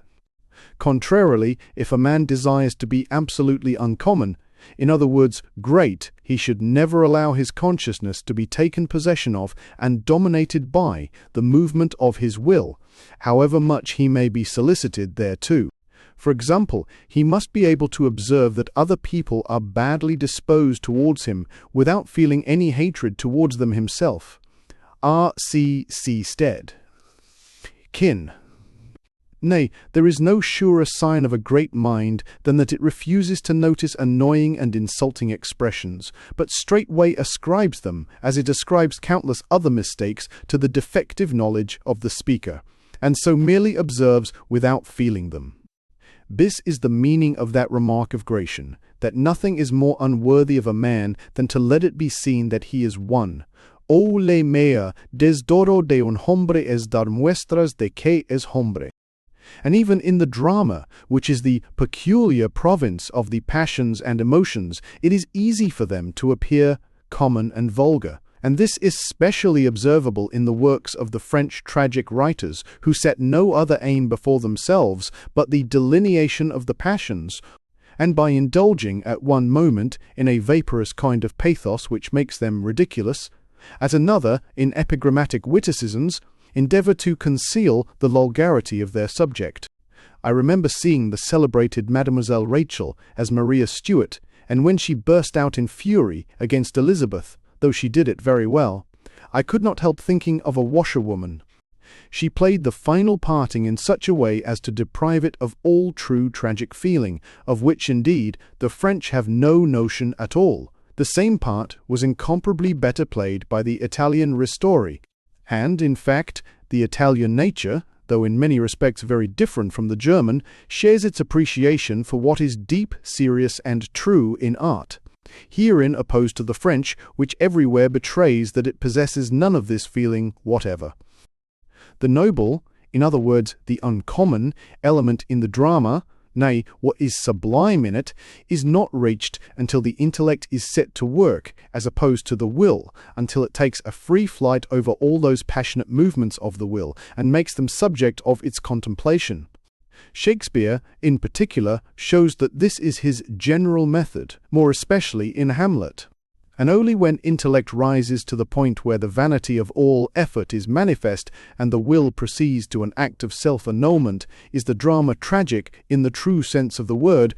It is then that it reaches its highest aim in becoming really sublime. Every man takes the limits of his own field of vision for the limits of the world. This is an error of the intellect as inevitable as that error of the eye which lets us fancy that on the horizon heaven and earth meet. This explains many things, and among them the fact that everyone measures us with his own standard, generally about as long as a tailor's tape, and we have to put up with it, as also that no one will allow us to be taller than himself, a supposition which is once for all taken for granted. There is no doubt that many a man owes his good fortune in life solely to the circumstance that he has a pleasant way of smiling and so wins the heart in his favor. However, the heart would do better to be careful and to remember what Hamlet put down in his tablets, that one may smile and be a villain. Who? Everything that is really fundamental in a man, and therefore genuine, works, as such, unconsciously, in this respect, like the power of nature. That which has passed through the domain of consciousness is thereby transformed into an idea or picture, and so, if it comes to be uttered, it is only an idea or picture which passes from one person to another. Accordingly, any quality of mind or character that is genuine and lasting is originally unconscious, and it is only when unconsciously brought into play that it makes a profound impression. If any like quality is consciously exercised, it means that it has been worked up. It becomes intentional, and therefore matter of affectation, in other words, of deception. If a man does a thing unconsciously, it costs him no trouble, but if he tries to do it by taking trouble, he fails. This applies to the origin of those fundamental ideas which form the pith and marrow of all genuine work. Only that which is innate is genuine and will hold water, and every man who wants to achieve something, whether in practical life, in literature, or in art, must follow the rules without knowing them. Men of very great capacity will, as a rule, find the company of very stupid people preferable to that of the common run, for the same reason that the tyrant and the mob, the grandfather and the grandchildren, are natural allies. Bot and the sea, that line of Ovid's Pronac cum spectent animalia cetra, terram one brebor, can be applied in its true physical sense to the lower animals alone, but in a metaphorical and spiritual sense it is, alas, true of nearly all men as well. All their plans and projects are merged in the desire of physical enjoyment, physical well-being. They may, indeed, have personal interests, often embracing a very varied sphere, but still these latter receive their importance entirely from the relation in which they stand to the former.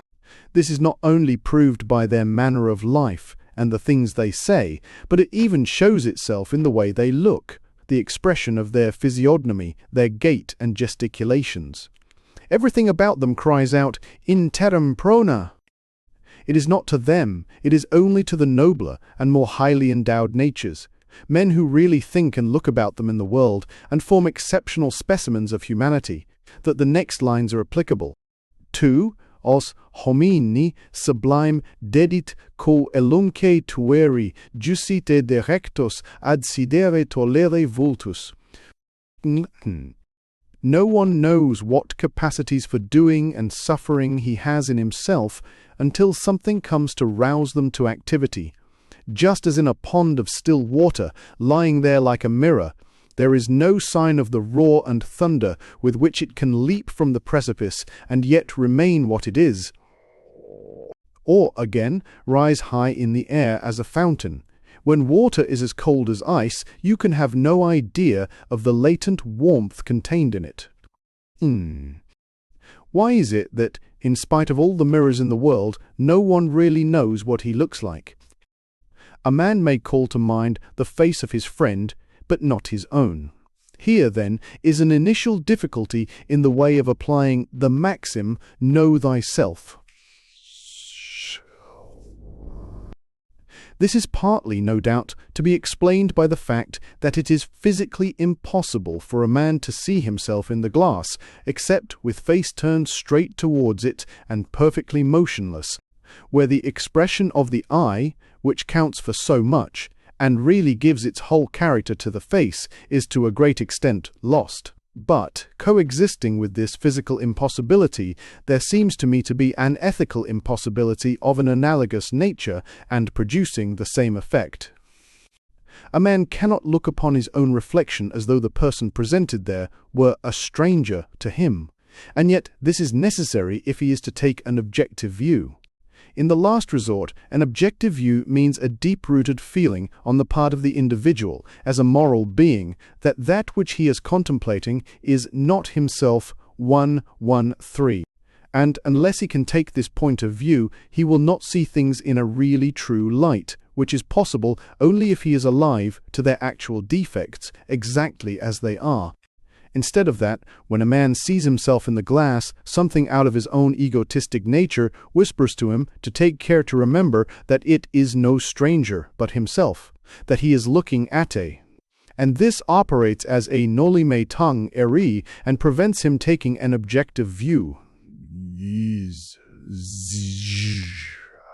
It seems, indeed, as if, without the leaven of a grain of malice, such a view were impossible. Footnote 1, cf. Grundproblem der Ethik, p. 275. Now, to do 75. One pride note to do 75.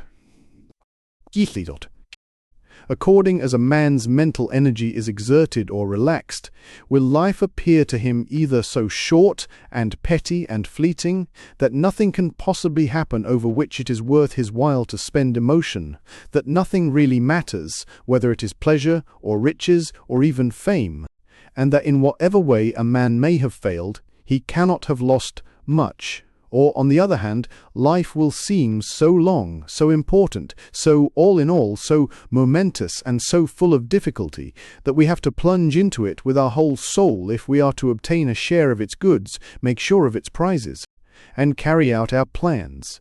This latter is the imminent and common view of life. It is what Gratian means when he speaks of the serious way of looking at things, or toma moi de viras el vivir. The former is the transcendental view, which is well expressed in Ovid's non est tanti, it is not worth so much trouble, still better, however, by Plato's remark that nothing in human affairs is worth any great anxiety. Greek, auti tou. This condition of mind is due to the intellect having got the upper hand in the domain of consciousness, where, freed from the mere service of the will, it looks upon the phenomena of life, objectively, and so cannot fail to gain a clear insight into its vain and futile character. But in the other condition of mind, will predominates, and the intellect exists only to light it on its way to the attainment of its desires. A man is great or small according as he leans to the one or the other of these views of life, ob endalt to case the sea in the base experience.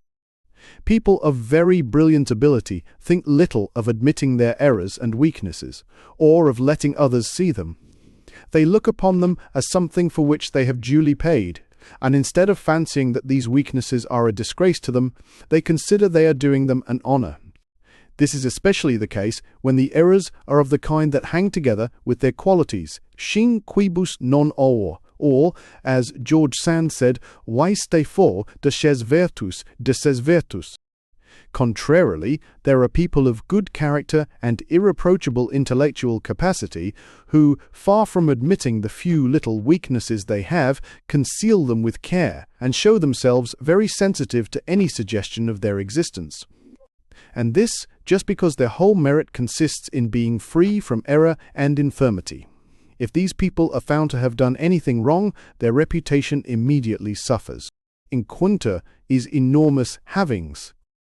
With people of only moderate ability, modesty is mere honesty, but with those who possess great talent, it is hypocrisy. Hence, it is just as becoming in the latter to make no secret of the respect they bear themselves, and no disguise of the fact that they are conscious of unusual power, as it is in the former to be modest.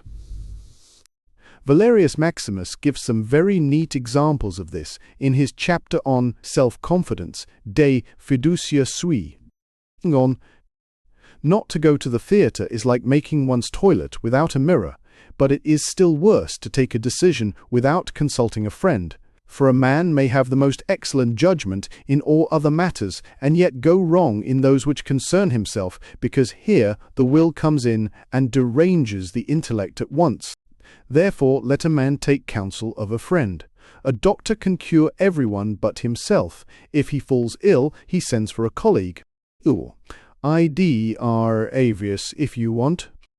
In all that we do, we wish, more or less, to come to the end, we're impatient to finish and glad to be done. But the last scene of all, the general end, is something that, as a rule, we wish as far off as may be.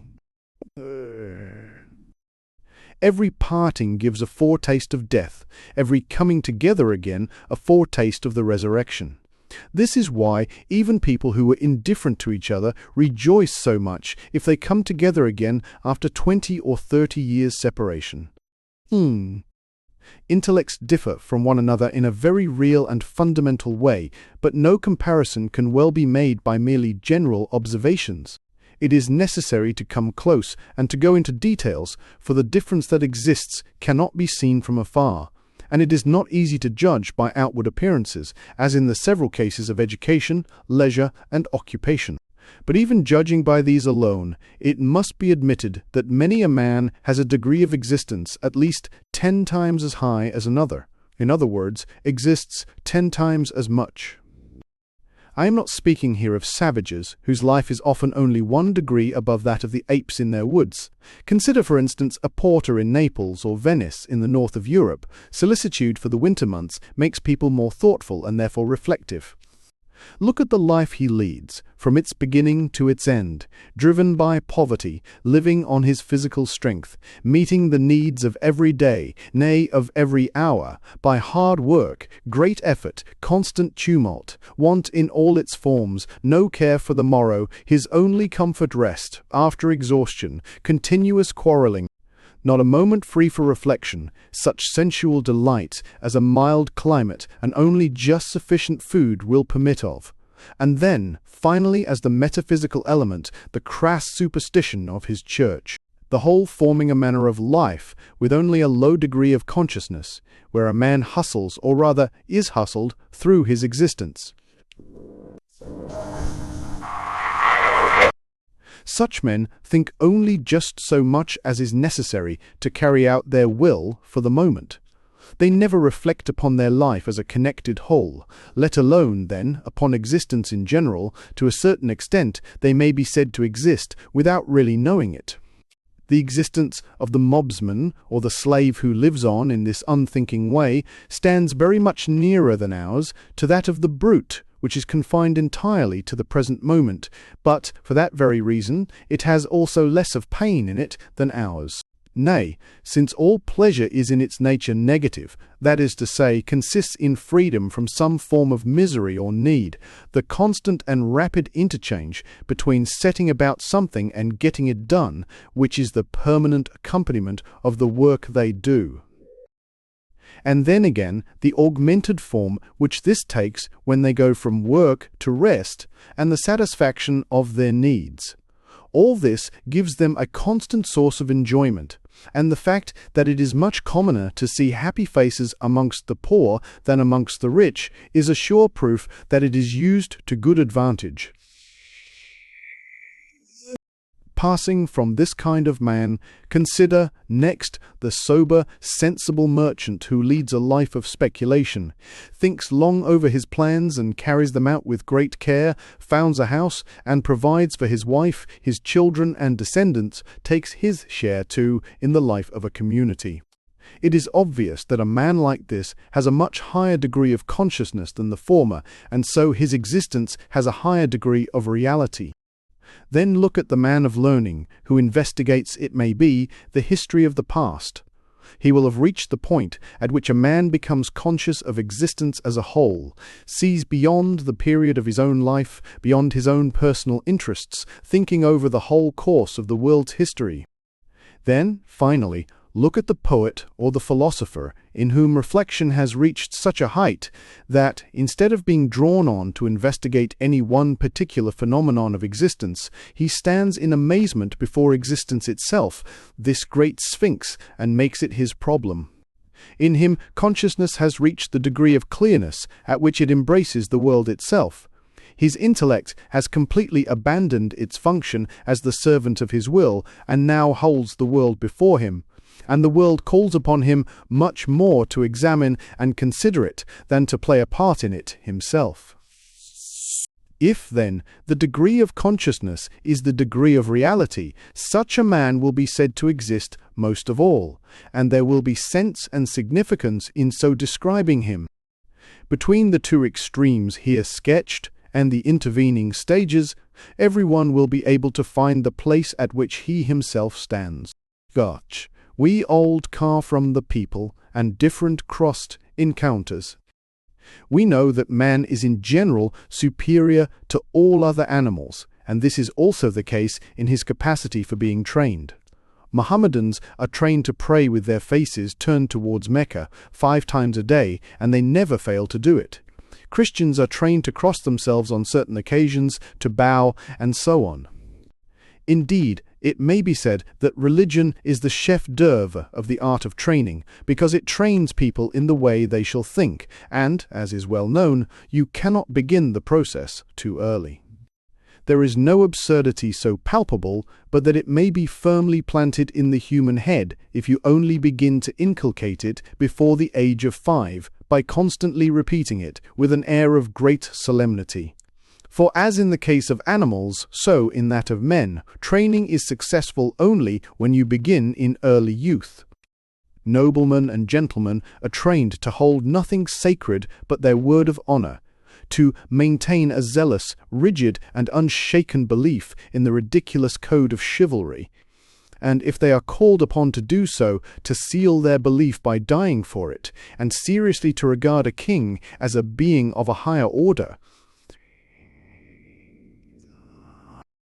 Again, our expressions of politeness, the compliments we make in particular, the respectful attentions we pay to ladies are a matter of training, as also our esteem for good birth, rank, titles, and so on.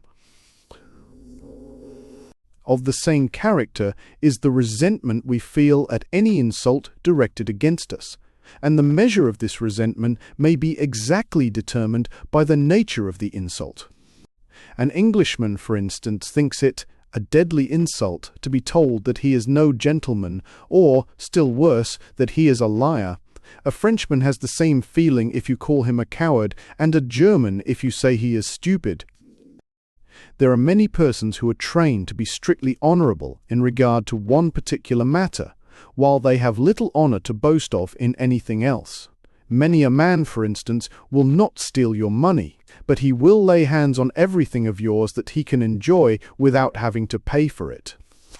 A man of business will often deceive you without the slightest scruple, but he will absolutely refuse to commit a theft. Imagination is strong in a man when that particular function of the brain which enables him to observe is roused to activity without any necessary excitement of the senses. Accordingly, we find that imagination is active just in proportion as our senses are not excited by external objects. A long period of solitude, whether in prison or in a sick room, quiet, twilight, darkness.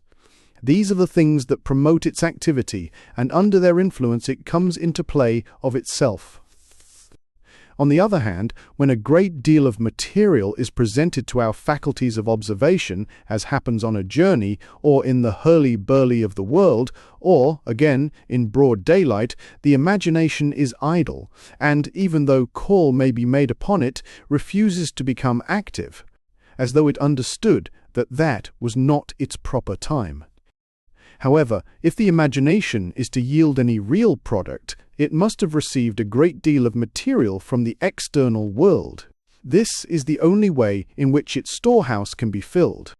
The fantasy is nourished much in the same way as the body, which is least capable of any work, and enjoys doing nothing just in the very moment when it receives its food which it has to digest. And yet it is to this very food that it owes the power which it afterwards puts forth at the right time. Opinion is like a pendulum and obeys the same law. If it goes past the center of gravity on one side, it must go a like distance on the other, and it is only after a certain time that it finds the true point at which it can remain at rest. Gob. By a process of contradiction, distance in space makes things look small and therefore free from defect. This is why a landscape looks so much better in a contracting mirror or in a camera obscura than it is in reality. The same effect is produced by distance in time.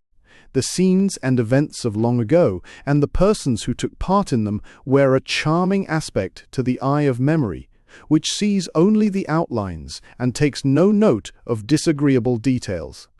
The present enjoys no such advantage, and so it always seems defective. And again, as regards space, small objects close to us look big, and if they are very close, we may be able to see nothing else, but when we go a little way off, they become minute and invisible. It is the same again as regards time. The little incidents and accidents of every day fill us with emotion, anxiety, annoyance, passion, as long as they are close to us, when they appear so big, so important, so serious, but as soon as they are borne down the restless stream of time, they lose what significance they had. We think no more of them and soon forget them altogether. They were big only because they were near. The four of dies. Joy, and sorrow are not ideas of the mind, but affections of the will, and so they do not lie in the domain of memory. We cannot recall our joys and sorrows, by which I mean that we cannot renew them. We can recall only the ideas that accompanied them, and, in particular, the things we were led to say, and these form a gauge of our feelings at the time. Hence our memory of joys and sorrows is always imperfect, and they become a matter of indifference to us as soon as they are over. This explains the vanity of the attempt, which we sometimes make, to revive the pleasures and the pains of the past. Pleasure and pain are essentially an affair of the will, and the will, as such, is not possessed of memory, which is a function of the intellect. And this, in its turn, gives out and takes in nothing but thoughts and ideas, which are not here in question. It is a curious fact that in bad days we can very vividly recall the good time that is now no more, but that in good days we have only a very cold and imperfect memory of the bad. We have a much better memory of actual objects or pictures than for mere ideas. Hence, a good imagination makes it easier to learn languages, for by its aid the new word is at once united with the actual object to which it refers, whereas if there is no imagination, it is simply put on a parallel with the equivalent word in the mother tongue. Mnemonics should not only mean the art of keeping something indirectly in the memory by the use of some direct pun or witticism. It should, rather, be applied to a systematic theory of memory and explain its several attributes by reference both to its real nature and to the relation in which these attributes stand to one another. There are moments in life when our senses obtain a higher and rarer degree of clearness, apart from any particular occasion for it in the nature of our surroundings, and explicable, rather, on physiological grounds alone, as the result of some enhanced state of susceptibility working from within outwards. Such moments remain indelibly impressed upon the memory, and preserve themselves in their individuality entire. We can assign no reason for it, nor explain why this, among so many thousand moments like it, should be specially remembered. It seems as much a matter of chance as when single specimens of a whole race of animals now extinct are discovered in the layers of a rock, or when, on opening a book, we light upon an insect accidentally crushed within the leaves. Memories of this kind are always sweet and pleasant. And another two things, always the 50 contains 4. It occasionally happens that, for no particular reason, long-forgotten scenes suddenly start up in the memory.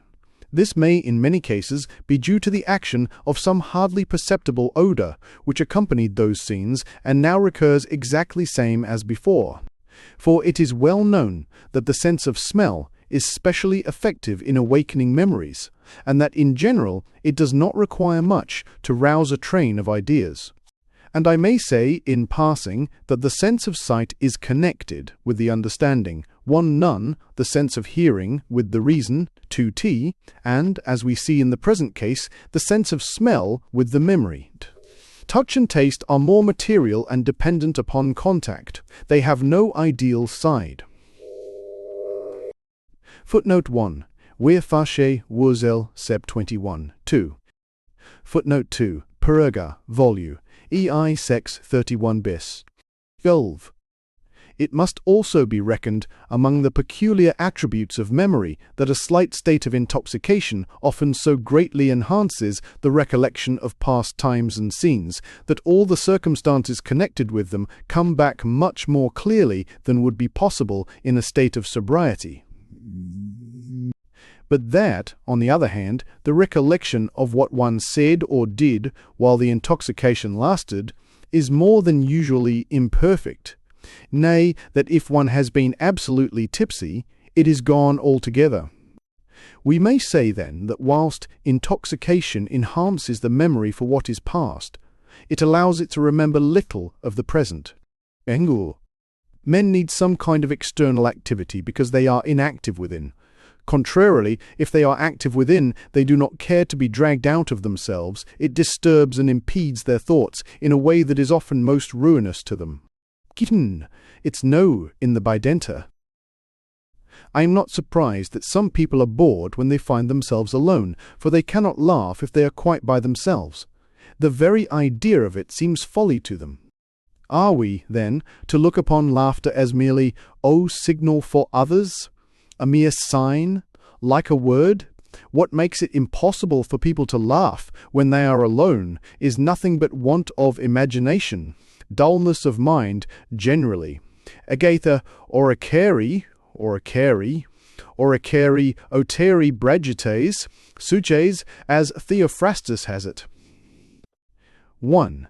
The lower animals never laugh, either alone or in company. Myson, the misanthropist, was once surprised by one of these people as he was laughing to himself.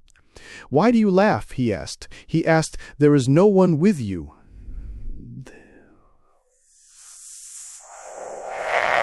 Footnote 1, characters C, 27. Natural gesticulation, such as commonly accompanies any lively talk, is a language of its own, more widespread, even, than the language of words. So far, I mean, as it is independent of words and alike in all nations. It is true that nations make use of it in proportion as they are vivacious, and that in particular cases, amongst the Italians, for instance, it is supplemented by certain peculiar gestures which are merely conventional and therefore possessed of nothing more than a local value. In the universal use made of it, gesticulation has some analogy with logic and grammar, in that it has to do with the form rather than with the matter of conversation, but on the other hand, it is distinguishable from them by the fact that it has more of a moral than of an intellectual bearing. In other words, it reflects the movements of the will. As an accompaniment of conversation, it is like the bass of a melody, and if, as in music, it keeps true to the progress of the treble, it serves to heighten the effect. In a conversation, the gesture depends upon the form in which the subject matter is conveyed, and it is interesting to observe that, whatever that subject matter may be, with a recurrence of the form, the very same gesture is repeated. So if I happen to see from my window, say, two persons carrying on a lively conversation without my being able to catch a word, I can, nevertheless, understand the general nature of it perfectly well. I mean the kind of thing that is being said and the form it takes. There is no mistake about it. The speaker is arguing about something, advancing his reasons, then limiting their application, then driving them home and drawing the conclusion in triumph. Or he is recounting his experiences, proving, perhaps beyond the shadow of a doubt, how much he has been injured, but bringing the clearest and most damning evidence to show that his opponents were foolish and obstinate people who would not be convinced. Or else he is telling of the splendid plan he laid, and how he carried it to a successful issue, or perhaps failed because the luck was against him. Or, it may be, he is saying that he was completely at a loss to know what to do, or that he was quick in seeing some traps set for him, and that by insisting on his rights or by applying a little force, he succeeded in frustrating and punishing his enemies, and so on, in hundreds of cases of a similar kind. Strictly speaking, however, what I get from gesticulation alone is an abstract notion of the essential drift of what is being said, and that too, whether I judge from a moral or an intellectual point of view. It is the quintessence, the true substance of the conversation, and this remains identical no matter what may have given rise to the conversation, or what it may be about, the relation between the two being that of a general idea or class name to the individuals which it covers. As I have said, the most interesting and amusing part of the matter is the complete identity and solidarity of the gestures used to denote the same set of circumstances, even though by people of very different temperament, so that the gestures become exactly like words of a language, alike for everyone, and subject only to such small modifications as depend upon variety of accent and education. And yet there can be no doubt but that these standing gestures, which everyone uses, are the result of no convention or collusion. They are original and innate, a true language of nature, consolidated, it may be, by imitation and the influence of custom. It is well known that it is part of an actor's duty to make a careful study of gesture, and the same thing is true, to a somewhat smaller degree, of a public speaker. This study must consist chiefly in watching others and imitating their movements, for there are no abstract rules fairly applicable to the matter, with the exception of some very general leading principles, such as, to take an example, that the gesture must not follow the word, but rather come immediately before it, by way of announcing its approach and attracting the hearer's attention. Englishmen entertain a peculiar contempt for gesticulation and look upon it as something vulgar and undignified. This seems to me a silly prejudice on their part and the outcome of their general prudery. For here we have a language which nature has given to everyone, and which everyone understands, and to do away with and forbid it for no better reason than that it is opposed to that much lauded thing, gentlemanly feeling, is a very questionable proceeding. On education, the human intellect is said to be so constituted that general ideas arise by abstraction from particular observations, and therefore come after them in point of time. If this is what actually occurs, as happens in the case of a man who has to depend solely upon his own experience for what he learns, who has no teacher and no book, such a man knows quite well which of his particular observations belong to and are represented by each of his general ideas. He has a perfect acquaintance with both sides of his experience, and accordingly he treats everything that comes in his way from a right standpoint. This might be called the natural method of education. Contrarily, the artificial method is to hear what other people say, to learn and to read, and so to get your head crammed full of general ideas before you have any sort of extended acquaintance with the world as it is, and as you may see it for yourself.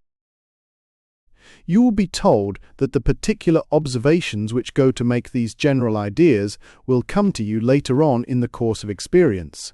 But until that time arrives, you apply your general ideas wrongly, you judge men and things from a wrong standpoint, you see them in a wrong light, and treat them in a wrong way. So it is that education perverts the mind. This explains why it so frequently happens that, after a long course of learning and reading, we enter upon the world in our youth, partly with an artless ignorance of things, partly with wrong notions about them, so that our demeanour savours at one moment of a nervous anxiety, at another of a mistaken confidence. The reason of this is simply that our head is full of general ideas which we are now trying to turn to some use, but which we hardly ever apply rightly. This is the result of acting in direct opposition to the natural development of the mind by obtaining general ideas first and particular observations last. It is putting the cart before the horse. Instead of developing the child's own faculties of discernment and teaching it to judge and think for itself, The teacher uses all his energies to stuff its head full of the ready-made thoughts of other people. The mistaken views of life, which spring from a false application of general ideas, have afterwards to be corrected by long years of experience, and it is seldom that they are wholly corrected. This is why so few men of learning are possessed of common sense, such as is often to be met with in people who have had no instruction at all. To acquire a knowledge of the world might be defined as the aim of all education, and it follows from what I have said that special stress should be laid upon beginning to acquire this knowledge at the right end. As I have shown, this means, in the main, that the particular observation of a thing shall precede the general idea of it. Further, that narrow and circumscribed ideas shall come before ideas of a wide range. It means, therefore, that the whole system of education shall follow in the steps that must have been taken by the ideas themselves in the course of their formation. But whenever any of these steps are skipped or left out, the instruction is defective and the ideas obtained are false, and finally a distorted view of the world arises, peculiar to the individual himself, a view such as almost everyone entertains for some time, and most men for as long as they live. No one can look into his own mind without seeing that it was only after reaching a very mature age, and, in some cases, when he least expected it, that he came to a right understanding or a clear view of many matters in his life that, after all, were not very difficult or complicated. Up till then, they were points in his knowledge of the world which were still obscure, due to his having skipped some particular lesson in those early days of his education, whatever it may have been like, whether artificial and conventional, or of that natural kind which is based upon individual experience. It follows that an attempt should be made to find out the strictly natural course of knowledge, so that education may proceed methodically by keeping to it, and that children may become acquainted with the ways of the world, without getting wrong ideas into their heads, which very often cannot be got out again. If this plan were adopted, special care would have to be taken to prevent children from using words without clearly understanding their meaning and application. The fatal tendency to be satisfied with words instead of trying to understand things, to learn phrases by heart, so that they may prove a refuge in time of need, exists, as a rule, even in children, and the tendency lasts on into manhood, making the knowledge of many learned persons to consist in mere verbiage. However, the main endeavour must always be to let particular observations precede general ideas, and not vice versa, as is usually and unfortunately the case, as though a child should come feet foremost into the world, or a verse be begun by writing down the rhyme. The ordinary method is to imprint ideas and opinions, in the strict sense of the word, prejudices, on the mind of the child, before it has had any but a very few particular observations. It is thus that he afterwards comes to view the world and gather experience through the medium of those ready-made ideas, rather than to let his ideas be formed for him out of his own experience of life, as they ought to be. A man sees a great many things when he looks at the world for himself, and he sees them from many sides, but this method of learning is not nearly so short or so quick as the method which employs abstract ideas and makes hasty generalizations about everything. Experience, therefore, will be a long time in correcting preconceived ideas, or perhaps never bring its task to an end. For wherever a man finds that the aspect of things seems to contradict the general ideas he has formed, he will begin by rejecting the evidence it offers as partial and one-sided. Nay, he will shut his eyes to it altogether, and deny that it stands in any contradiction at all with his preconceived notions, in order that he may thus preserve them uninjured. So it is that many a man carries about a burden of wrong notions all his life long, crotchets, whims, fancies, prejudices, which at last become fixed ideas. The fact is that he has never tried to form his fundamental ideas for himself out of his own experience of life, his own way of looking at the world, because he has taken over his ideas ready, made from other people, and this it is that makes him, as it makes how many others, so shallow and superficial. Instead of that method of instruction, care should be taken to educate children on the natural lines. No idea should ever be established in a child's mind otherwise than by what the child can see for itself, or at any rate, it should be verified by the same means, and the result of this would be that the child's ideas, if few, would be well grounded and accurate. It would learn how to measure things by its own standard rather than by another's, and so it would escape 1,000 strange fancies and prejudices and not need to have them eradicated by the lessons it will subsequently be taught in the school of life. The child would, in this way, have its mind once for all. Habituated to clear views and thoroughgoing knowledge, it would use its own judgment and take an unbiased estimate of things.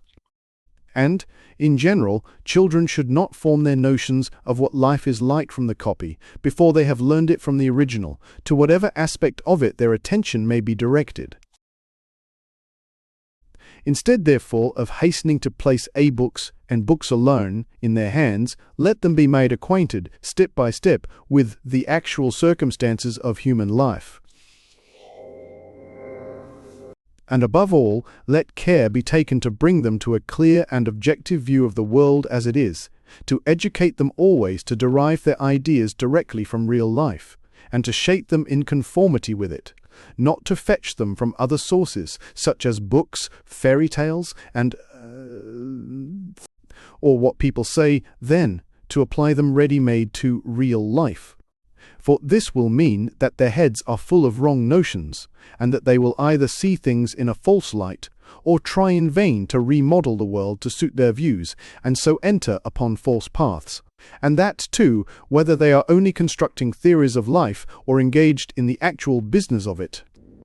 It is incredible how much harm is done when the seeds of wrong notions are laid in the mind in those early years, later on to bear a crop of prejudice, for the subsequent lessons which are learned from real life in the world have to be devoted mainly to their extirpation. To unlearn the evil was the answer, according to Diogenes Laertius, one Antisthenes gave when he was asked what branch of knowledge was most necessary, and we can see what he meant. Footnote 1, Vi. 7t. Neat.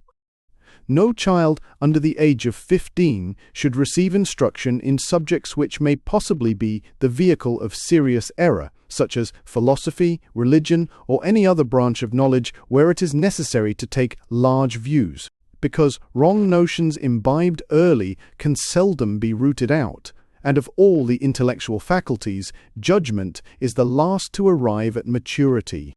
The child should give its attention either to subjects where no error is possible at all, such as mathematics, or to those in which there is no particular danger in making a mistake, such as languages, natural science, history, and so on. And in general, the branches of knowledge which are to be studied at any period of life should be such as the mind is equal to at that period and can perfectly understand. Childhood and youth form the time for collecting materials, for getting a special and thorough knowledge of the individual and particular things. In those years, it is too early to form views on a large scale, and ultimate explanations must be put off to a later date. The faculty of judgment, which cannot come into play without mature experience, should be left to itself, and care should be taken not to anticipate its action by inculcating prejudice which will paralyze it forever. On the other hand, the memory should be specially taxed in youth, since it is then that it is strongest and most tenacious. But in choosing the things that should be committed to memory, the utmost care and forethought must be exercised, as lessons well learnt in youth are never forgotten. This precious soil must therefore be cultivated so as to bear as much fruit as possible. If you think how deeply rooted in your memory are those persons whom you knew in the first 12 years of your life, how indelible the impression made upon you by the events of those years, how clear your recollection of most of the things that happened to you then, most of what was told or taught you in Phi-yuan. It will seem a natural thing to take the susceptibility and tenacity of the mind at that period as the groundwork of education. This may be done by a strict observance of method and a systematic regulation of the impressions which the mind is to receive. But the years of youth allotted to a man are short, and memory is, in general, bound within narrow limits, still more so, the memory of any one individual. Since this is the case, it is all important to fill the memory with what is essential and material in any branch of knowledge, to the exclusion of everything else. The decision as to what is essential and material should rest with the masterminds in every department of thought. Their choice should be made after the most mature deliberation, and the outcome of it fixed and determined. Such a choice would have to proceed by sifting the things which it is necessary and important for a man to know in general, and then necessary and important for him to know in any particular business or calling. Knowledge of the first kind would have to be classified, after an encyclopedic fashion, in graduated courses, adapted to the degree of general culture which a man may be expected to have in the circumstances in which he is placed, beginning with a course limited to the necessary requirements of primary education and extending upwards to the subjects treated of in all the branches of philosophical thought.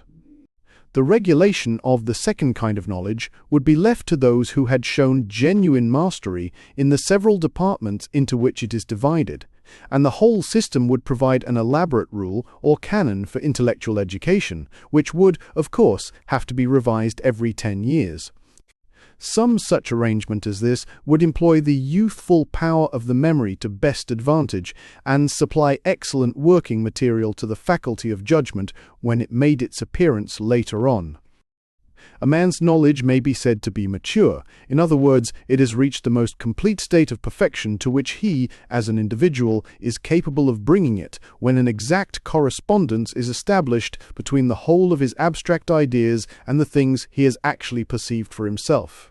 This will mean that each of his abstract ideas rests, directly or indirectly, upon a basis of observation, which alone endows it with any real value, and also that he is able to place every observation he makes under the right abstract idea which belongs to it. Maturity is the work of experience alone, and therefore it requires time. The knowledge we derive from our own observation is usually distinct from that which we acquire through the medium of abstract ideas, the one coming to us in the natural way, the other by what people tell us and the course of instruction we receive, whether it is good or bad. The result is that in youth there is generally very little agreement or correspondence between our abstract ideas, which are merely phrases in the mind, and that real knowledge which we have obtained by our own observation. It is only later on that a gradual approach takes place between these two kinds of knowledge, accompanied by a mutual correction of error, and knowledge is not mature until this coalition is accomplished. This maturity or perfection of knowledge is something quite independent of another kind of perfection, which may be of a high or a low order. The perfection, I mean, to which a man may bring his own individual faculties, which is measured not by any correspondence between the two kinds of knowledge, but by the degree of intensity which each kind attains. For the practical man, the most needful thing is to acquire an accurate and profound knowledge of the ways of the world. But this, though the most needful, is also the most wearisome of all studies, as a man may reach a great age without coming to the end of his task, whereas in the domain of the sciences he masters the more important facts when he is still young. In acquiring that knowledge of the world, it is while he is a novice, namely in boyhood and in youth, that the first and hardest lessons are put before him, but it often happens that even in later years there is still a great deal to be learned. The study is difficult enough in itself, but the difficulty is doubled by novels, which represent a state of things in life and the world, such as, in fact, does not exist. Youth is credulous and accepts these views of life, which then become part and parcel of the mind, in cheese, so that, instead of a merely negative condition of ignorance, you have positive error, a whole tissue of false notions to start with, and at a later date these actually spoil the schooling of experience and put a wrong construction on the lessons it teaches. If, before this, the youth had no light at all to guide him, he is now misled by a will-o'-the-wisp. Still more often is this the case with a girl. They have both had a false view of things foisted on them by reading novels, and expectations have been aroused which can never be fulfilled. This generally exercises a baneful influence on their whole life. In this respect, those whose youth has allowed them no time or opportunity for reading novels, those who work with their hands and the like, are in a position of decided advantage. There are few novels to which this reproach cannot be addressed, nay, which have an effect the contrary of bad. First and foremost, to give an example, Gil Blas and the other works of Lesage, or rather their Spanish originals, further The Vicar of Wakefield, and, to some extent, Sir Walter Scott's novels. Don Quixote may be regarded as a satirical exhibition of the error to which I am referring. Of women.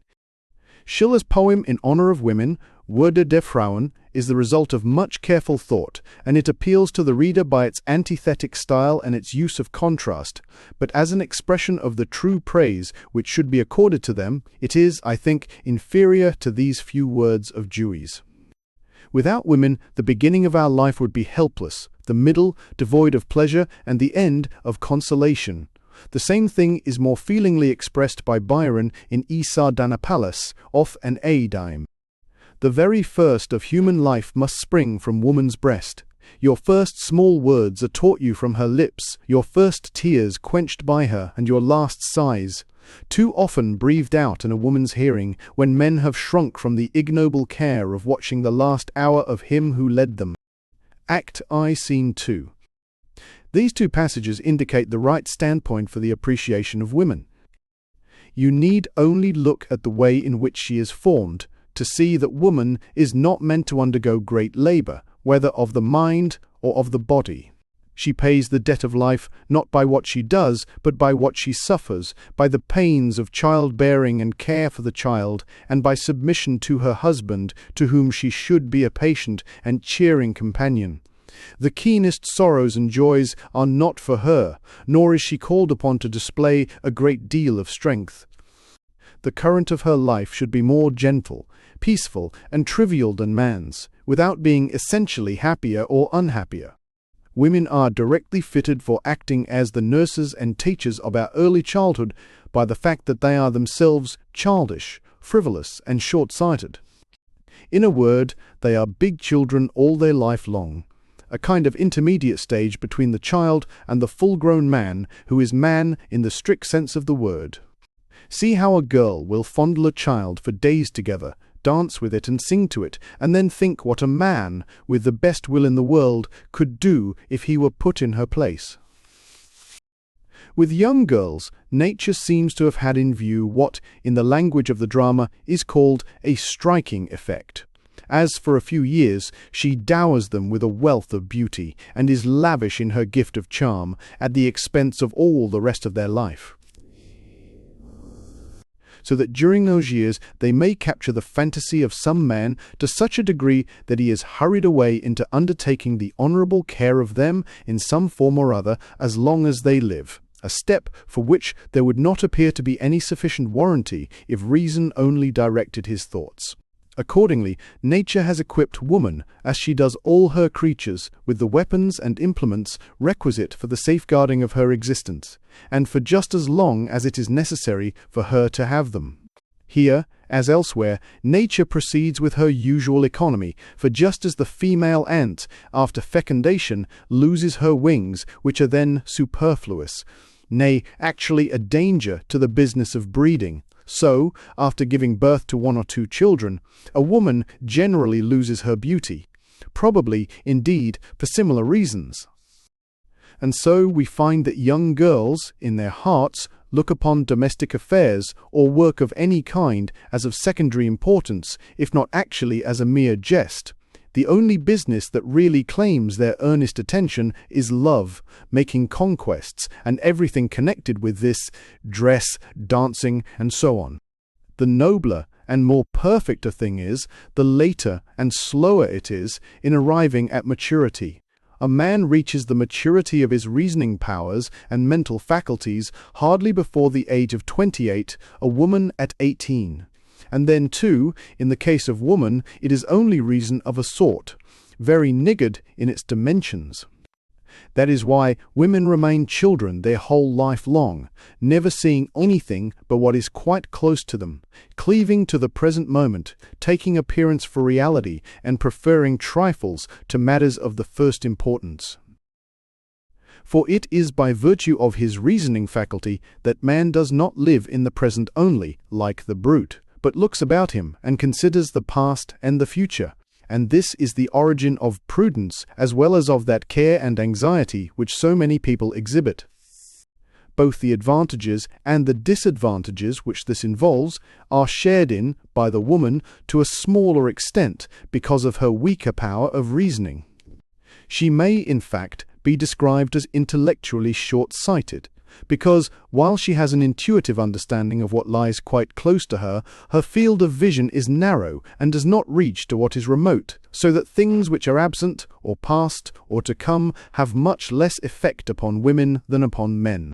This is the reason why women are more often inclined to be extravagant, and sometimes carry their inclination to a length that borders upon madness. In their hearts, women think that it is men's business to earn money and theirs to spend it. The very fact that their husband hands them over his earnings for purposes of housekeeping strengthens them in this belief. However many disadvantages all this may involve, there is at least this to be said in its favor, that the woman lives more in the present than the man, and that, if the present is at all tolerable, she enjoys it more eagerly. This is the source of that cheerfulness which is peculiar to women, fitting her to amuse man in his hours of recreation, and, in case of need, to console him when he is borne down by the weight of his cares. It is by no means a bad plan to consult women in matters of difficulty, as the Germans used to do in ancient times, for their way of looking at things is quite different from ours, chiefly in the fact that they like to take the shortest way to their goal, and, in general, manage to fix their eyes upon what lies before them, while we, as a rule, see far beyond it, just because it is in front of our noses. In cases like this, we need to be brought back to the right standpoint, so as to recover the near and simple view.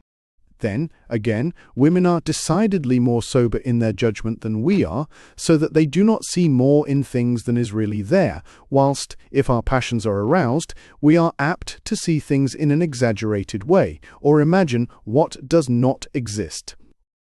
The weakness of their reasoning faculty also explains why it is that women show more sympathy for the unfortunate than men do, and so treat them with more kindness and interest, and why it is that, on the contrary, they are inferior to men in point of justice, and less honourable and conscientious.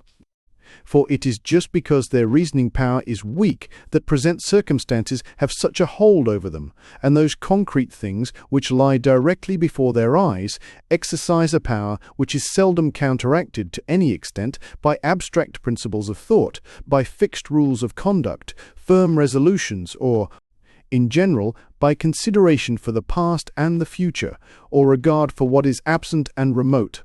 Accordingly, they possess the first and main elements that go to make a virtuous character, but they are deficient in those secondary qualities which are often a necessary instrument in the formation of it.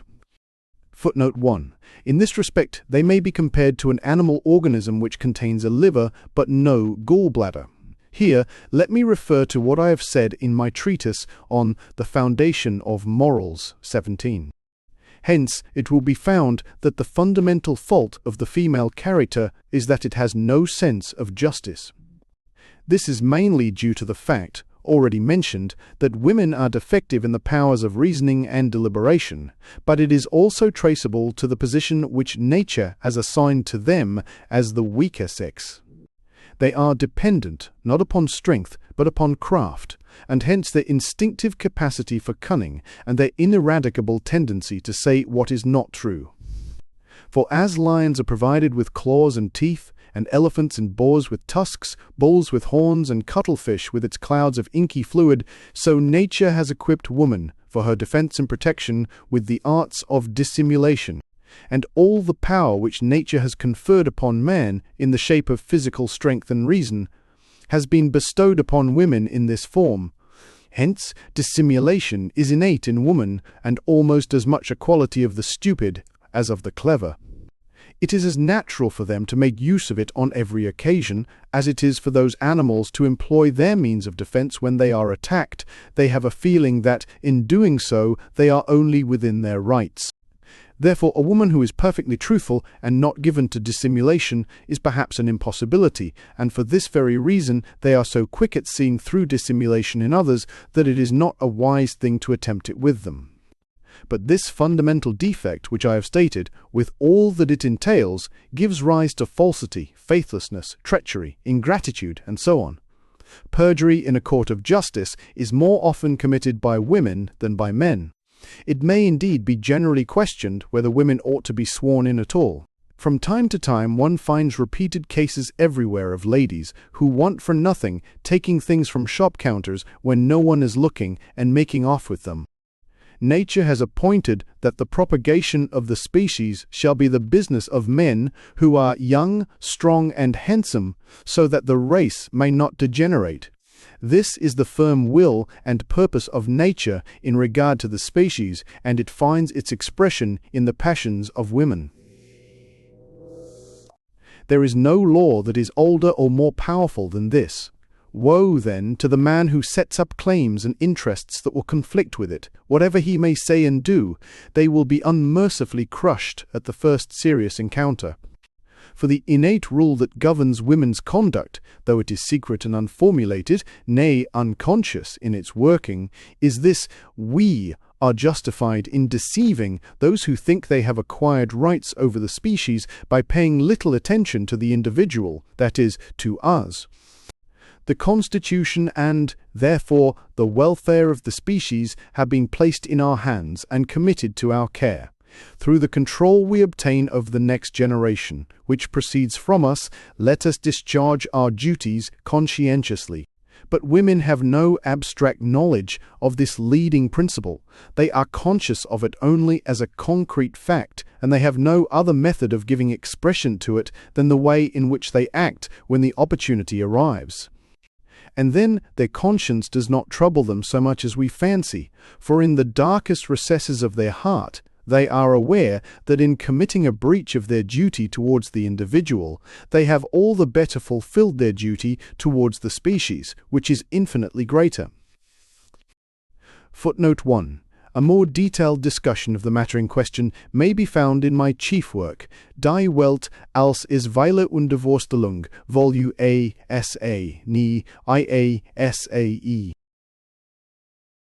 And since women exist in the main solely for the propagation of the species and are not destined for anything else, they live, as a rule, more for the species than for the individual, and in their hearts take the affairs of the species more seriously than those of the individual.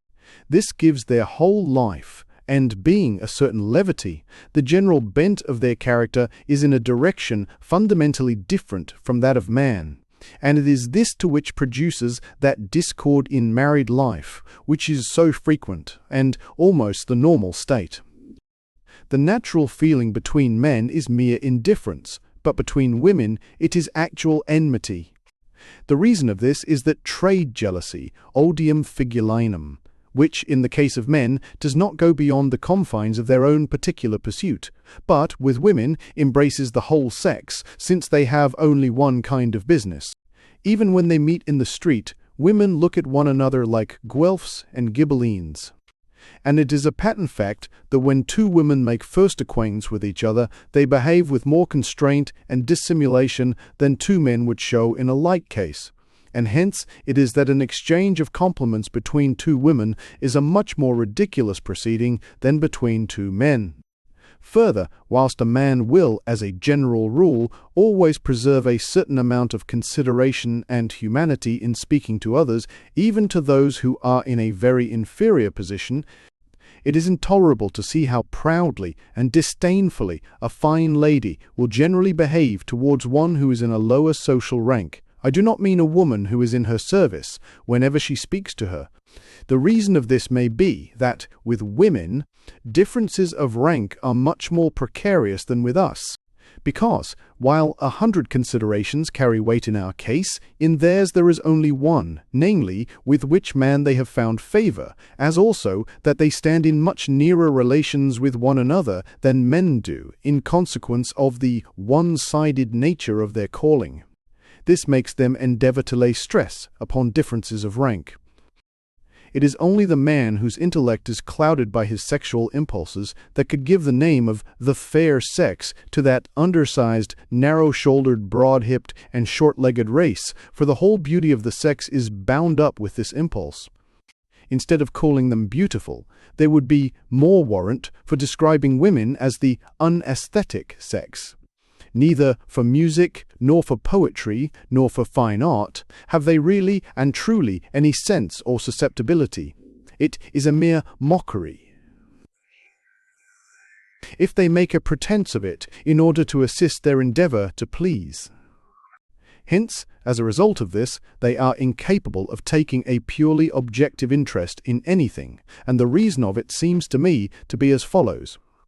A man tries to acquire direct mastery over things, either by understanding them or by forcing them to do his will.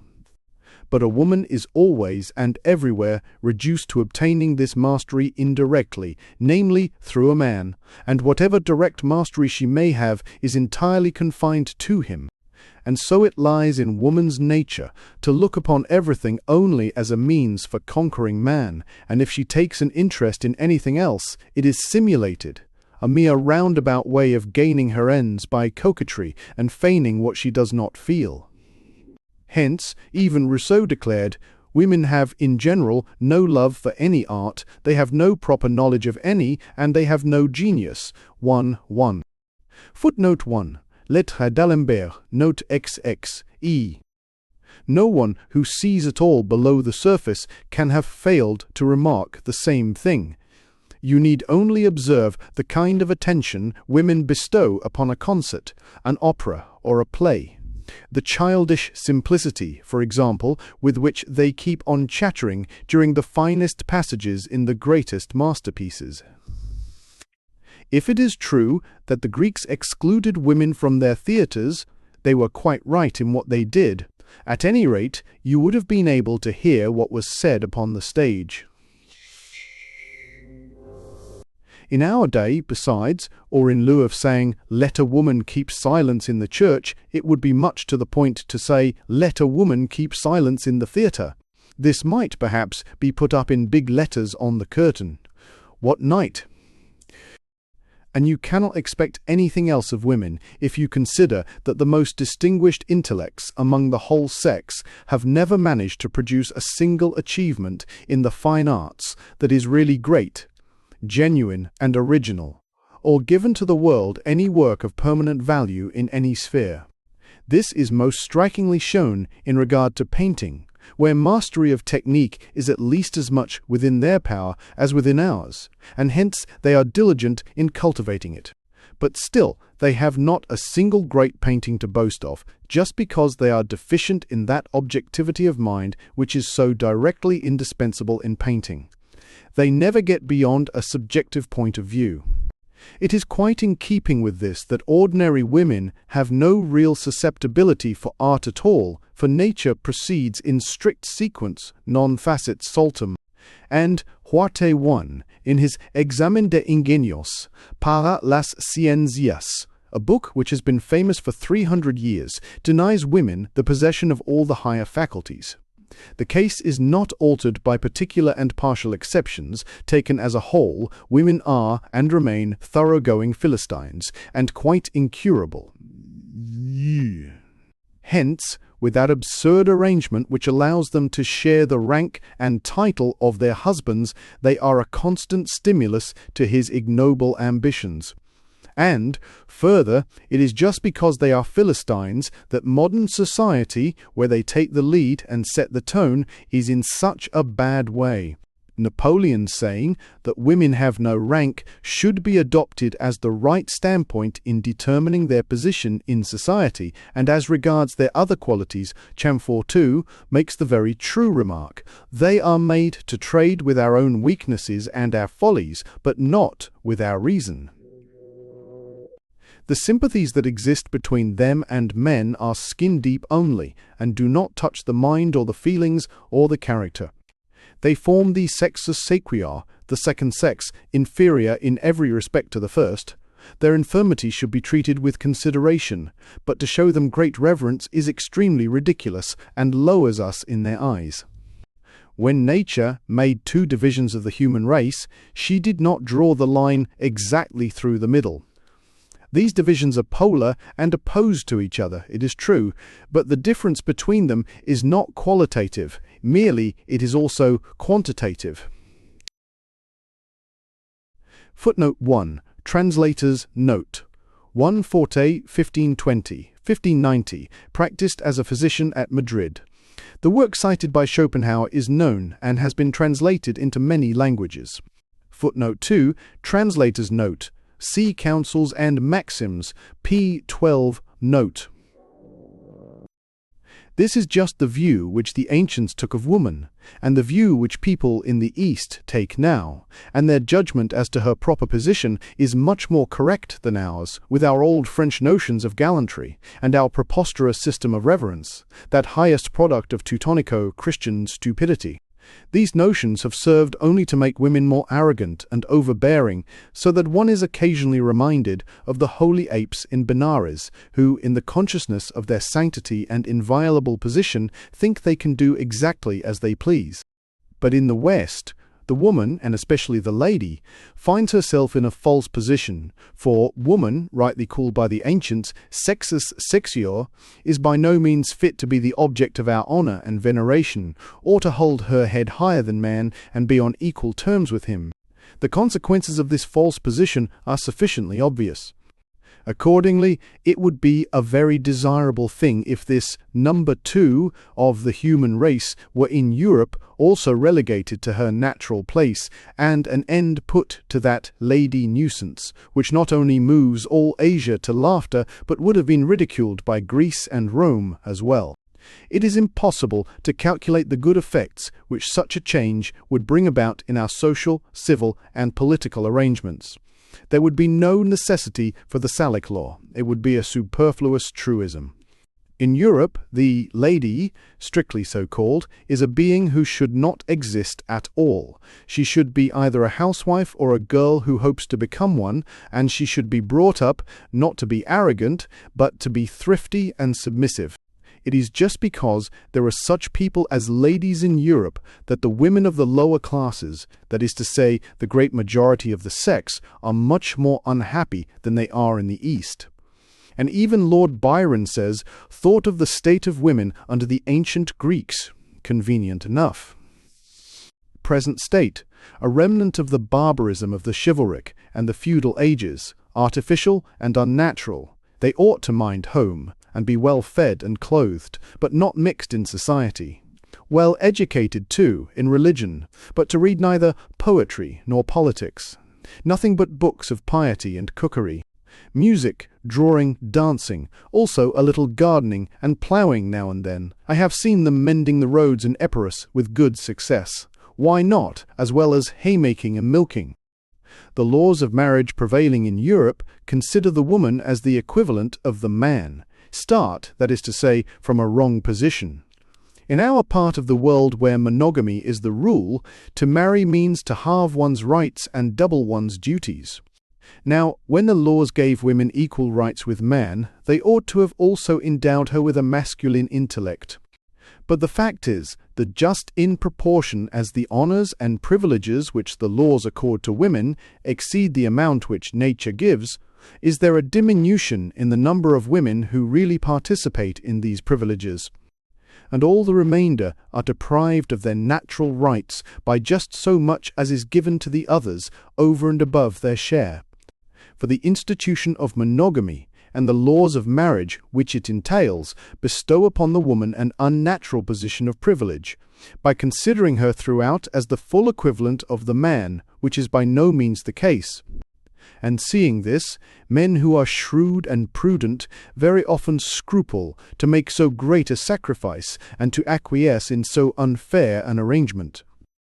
Consequently, whilst among polygamous nations every woman is provided for where monogamy prevails, the number of married women is limited, and there remains over a large number of women without stay or support, who, in the upper classes, vegetate as useless old maids, and in the lower succumb to hard work, for which they are not suited, or else become filles de joie, whose life is as destitute of joy as it is of honour. But under the circumstances, they become a necessity, and their position is openly recognized as serving the special end of warding off temptation from those women favoured by fate, who have found, or may hope to find, husbands. In London alone, there are 80,000 prostitutes. What are they but the women who, under the institution of monogamy, have come off worse? Theirs is a dreadful fate. They are human sacrifices offered up on the altar of monogamy.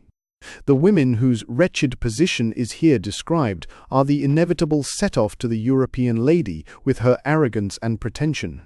Polygamy is therefore a real benefit to the female sex if it is taken as a whole, and, from another point of view, there is no true reason why a man whose wife suffers from chronic illness, or remains barren, or has gradually become too old for him, should not take a second.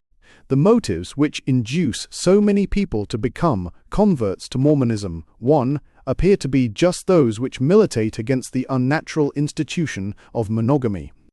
Footnote 1. Translator's note.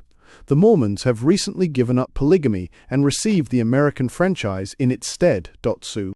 Moreover, the bestowal of unnatural rights upon women has imposed upon them unnatural duties, and, nevertheless, a breach of these duties makes them unhappy.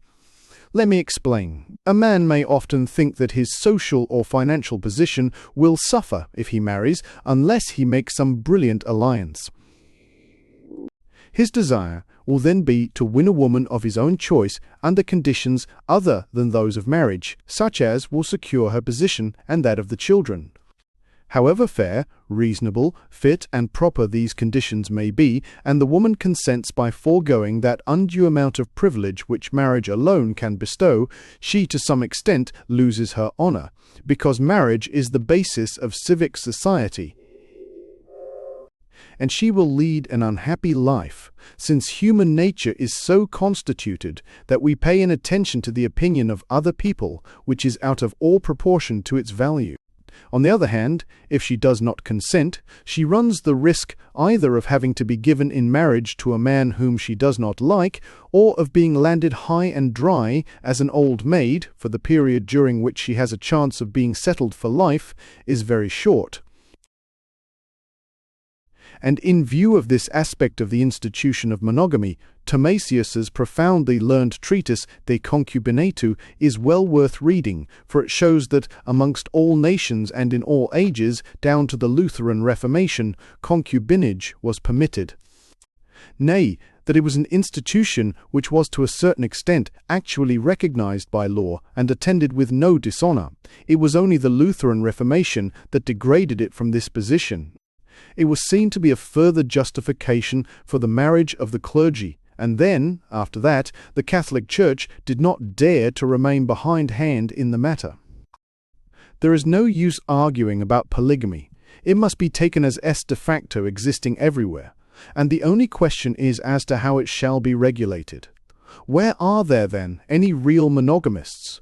We all live, at any rate for a time, and most of us always in polygamy. And so, since every man needs many women, there is nothing fairer than to allow him, nay, to make it incumbent upon him to provide for many women. This will reduce woman to her true and natural position as a subordinate being, and the lady, that monster of European civilization and Teutonico-Christian stupidity, will disappear from the world, leaving only women, but no more unhappy women, of whom Europe is now full. in India no woman is ever independent, but in accordance with the law of Mamu 1000, she stands under the control of her father, her husband, her brother, or her son. It is, to be sure, a revolting thing that a widow should immolate herself upon her husband's funeral pyre, but it is also revolting that she should spend her husband's money with her paramours, the money for which he toiled his whole life long in the consoling belief that he was providing for his children. Happy are those who have kept the middle course, a medium tenue betier. Footnote 1. KHWV v. 14.8. The first love of a mother for her child is, with the lower animals as with men, of a purely instinctive character, and so it ceases when the child is no longer in a physically helpless condition. After that, the first love should give way to one that is based on habit and reason, but this often fails to make its appearance, especially where the mother did not love the father. The love of a father for his child is of a different order, and more likely to last, because it has its foundation in the fact that in the child he recognizes his own inner self, that is to say, his love for it is metaphysical in its origin. In almost all nations, whether of the ancient or the modern world, even amongst the Hottentots, one property is inherited by the male descendants alone. It is only in Europe that a departure has taken place, but not amongst the nobility, however. That the property which has cost men long years of toil and effort and been won with so much difficulty should afterwards come into the hands of women, who then, in their lack of reason, squander it in a short time or otherwise fool it away, is a grievance and a wrong as serious as it is common, which should be prevented by limiting the right of women to inherit. In my opinion, the best arrangement would be that by which women, whether widows or daughters, should never receive anything beyond the interest for life on property secured by mortgage, and in no case the property itself, or the capital, except where all male descendants fail. The people who make money are men, not women, and it follows from this that women are neither justified in having unconditional possession of it, nor fit persons to be entrusted with its administration. When wealth, in any true sense of the word, that is to say, funds, houses, or land, is to go to them as an inheritance, they should never be allowed the free disposition of it. In their case, a guardian should always be appointed, and hence they should never be given the free control of their own children, wherever it can be avoided. The vanity of women, even though it should not prove to be greater than that of men, has this much danger in it, that it takes an entirely material direction. They are vain, I mean of their personal beauty, and then of finery, show, and magnificence. That is just why they are so much in their element in society. It is this, too, which makes them so inclined to be extravagant, all the more as their reasoning power is low. Accordingly, we find an ancient writer describing woman as, in general, of an extravagant nature. Greek, gyne to synelon esti dapaneion, physeuentu. But with men, vanity often takes the direction of non-material advantages, such as intellect, learning, courage. Footnote 1. Leroy, Lettres philosophiques sur l'intelligence et la perfectibilité des animaux, avec quelques lettres sur l'homme, p. 29-8, Paris, 1802, to Guz EZZ. Footnote 2. Bronx, Nomici Poetae Gracie, v. a 115. In the Politics of Re, Aristotle explains the great disadvantage which accrued to the Spartans from the fact that they conceded too much to their women by giving them the right of inheritance and dower and a great amount of independence, and he shows how much this contributed to Sparta's fall. May it not be the case in France that the influence of women, which went on increasing steadily from the time of Louis Chichi, was to blame for that gradual corruption of the court and the government which brought about the Revolution of 1789, of which all subsequent disturbances have been the fruit? However that may be, the false position which women occupy, demonstrated as it is in the most glaring way by the institution of the lady, is a fundamental defect in our social scheme, and this defect, proceeding from the very heart of it, must spread its baneful influence in all directions.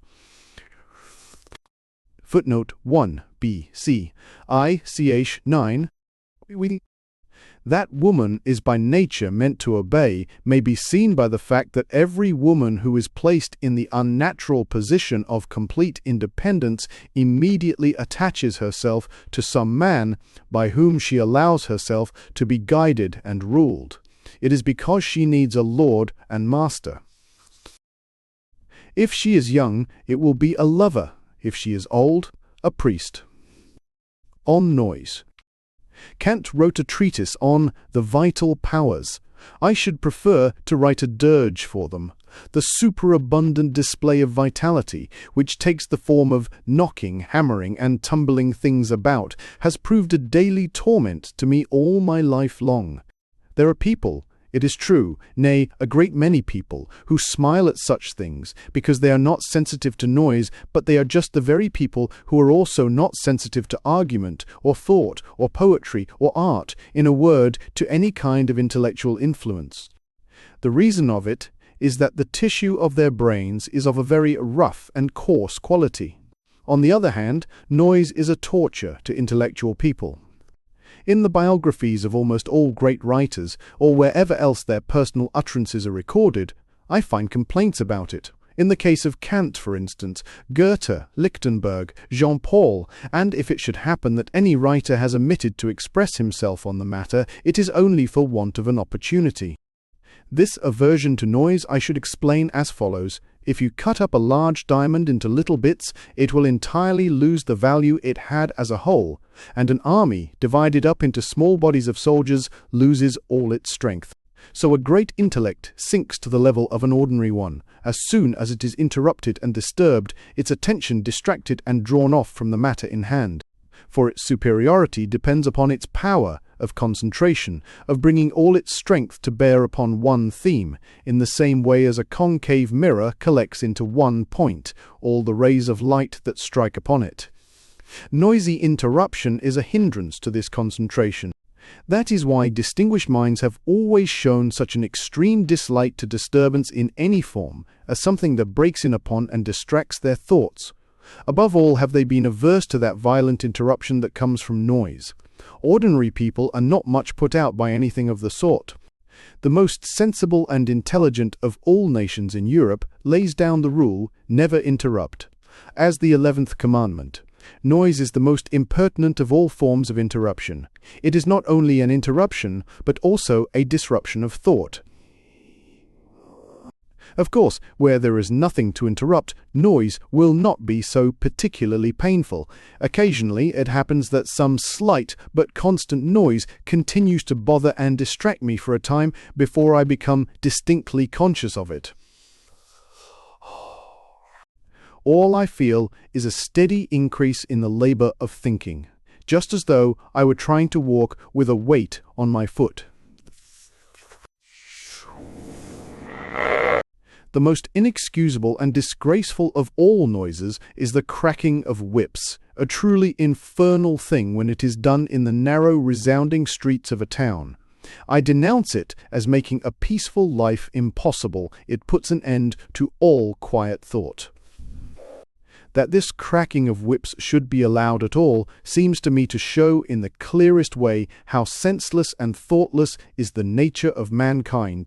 No one with anything like an idea in his head can avoid a feeling of actual pain at this sudden sharp crack which paralyzes the brain, rends the thread of reflection, and murders thought.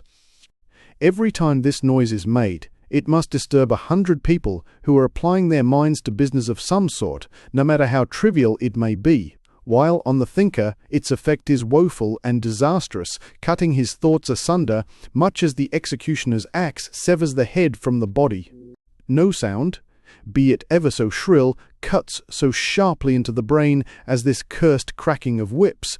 You feel the sting of the lash right inside your head, and it affects the brain in the same way as touch affects a sensitive plant. and for the same length of time. With all due respect for the most holy doctrine of utility, I really cannot see why a fellow who is taking away a wagon-load of gravel or dung should thereby obtain the right to kill in the bud the thoughts which may happen to be springing up in 10,000 heads, the number he will disturb one after another in half an hour's drive through the town. Hammering, the barking of dogs, and the crying of children are horrible to hear, but your only genuine assassin of thought is the crack of a whip. It exists for the purpose of destroying every pleasant moment of quiet thought that anyone may now and then enjoy. If the driver had no other way of urging on his horse than by making this most abominable of all noises, it would be excusable, but quite the contrary is the case. This cursed cracking of whips is not only unnecessary, but even useless. Its aim is to produce an effect upon the intelligence of the horse, but through the constant abuse of it, the animal becomes habituated to the sound, which falls upon blunted feelings and produces no effect at all. You have a remarkable example of this in the ceaseless cracking of his whip on the part of a cab driver, while he is proceeding at a slow pace on the lookout for a fare. If he were to give his horse the slightest touch with the whip, it would have much more effect. Supposing, however, that it were absolutely necessary to crack the whip in order to keep the horse constantly in mind of its presence, it would be enough to make the 100th part of the noise. For it is a well-known fact that, in regard to sight and hearing, animals are sensitive to even the faintest indications. They are alive to things that we can scarcely perceive. The most surprising instances of this are furnished by trained dogs and canary birds. It is obvious, therefore, that here we have to do with an act of pure wantonness, nay, with an impudent defiance offered to those members of the community who work with their heads by those who work with their hands. That such infamy should be tolerated in a town is a piece of barbarity and iniquity, all the more as it could easily be remedied by a police notice to the effect that every lash shall have a knot at the end of it. There can be no harm in drawing the attention of the mob to the fact that the classes above them work with their heads, for any kind of head work is mortal anguish to the man in the street. A fellow who rides through the narrow alleys of a populous town with unemployed post horses or cart horses and keeps on cracking a whip several yards long with all his might, deserves there and then to stand down and receive 5 really good blows with a stick. All the philanthropists in the world and all the legislators meeting to advocate and decree the total abolition of corporal punishment will never persuade me to the contrary. Often enough you may see a carter walking along the street, quite alone, without any horses, and still cracking away incessantly, so accustomed has the wretch become to it, in consequence of the unwarrantable toleration of this practice. A man's body and the needs of his body are now everywhere treated with a tender indulgence.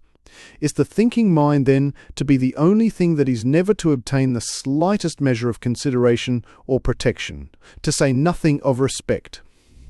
Carters, porters, messengers, these are the beasts of burden amongst mankind. By all means, let them be treated justly, fairly, indulgently, and with forethought. But they must not be permitted to stand in the way of the higher endeavours of humanity by wantonly making a noise.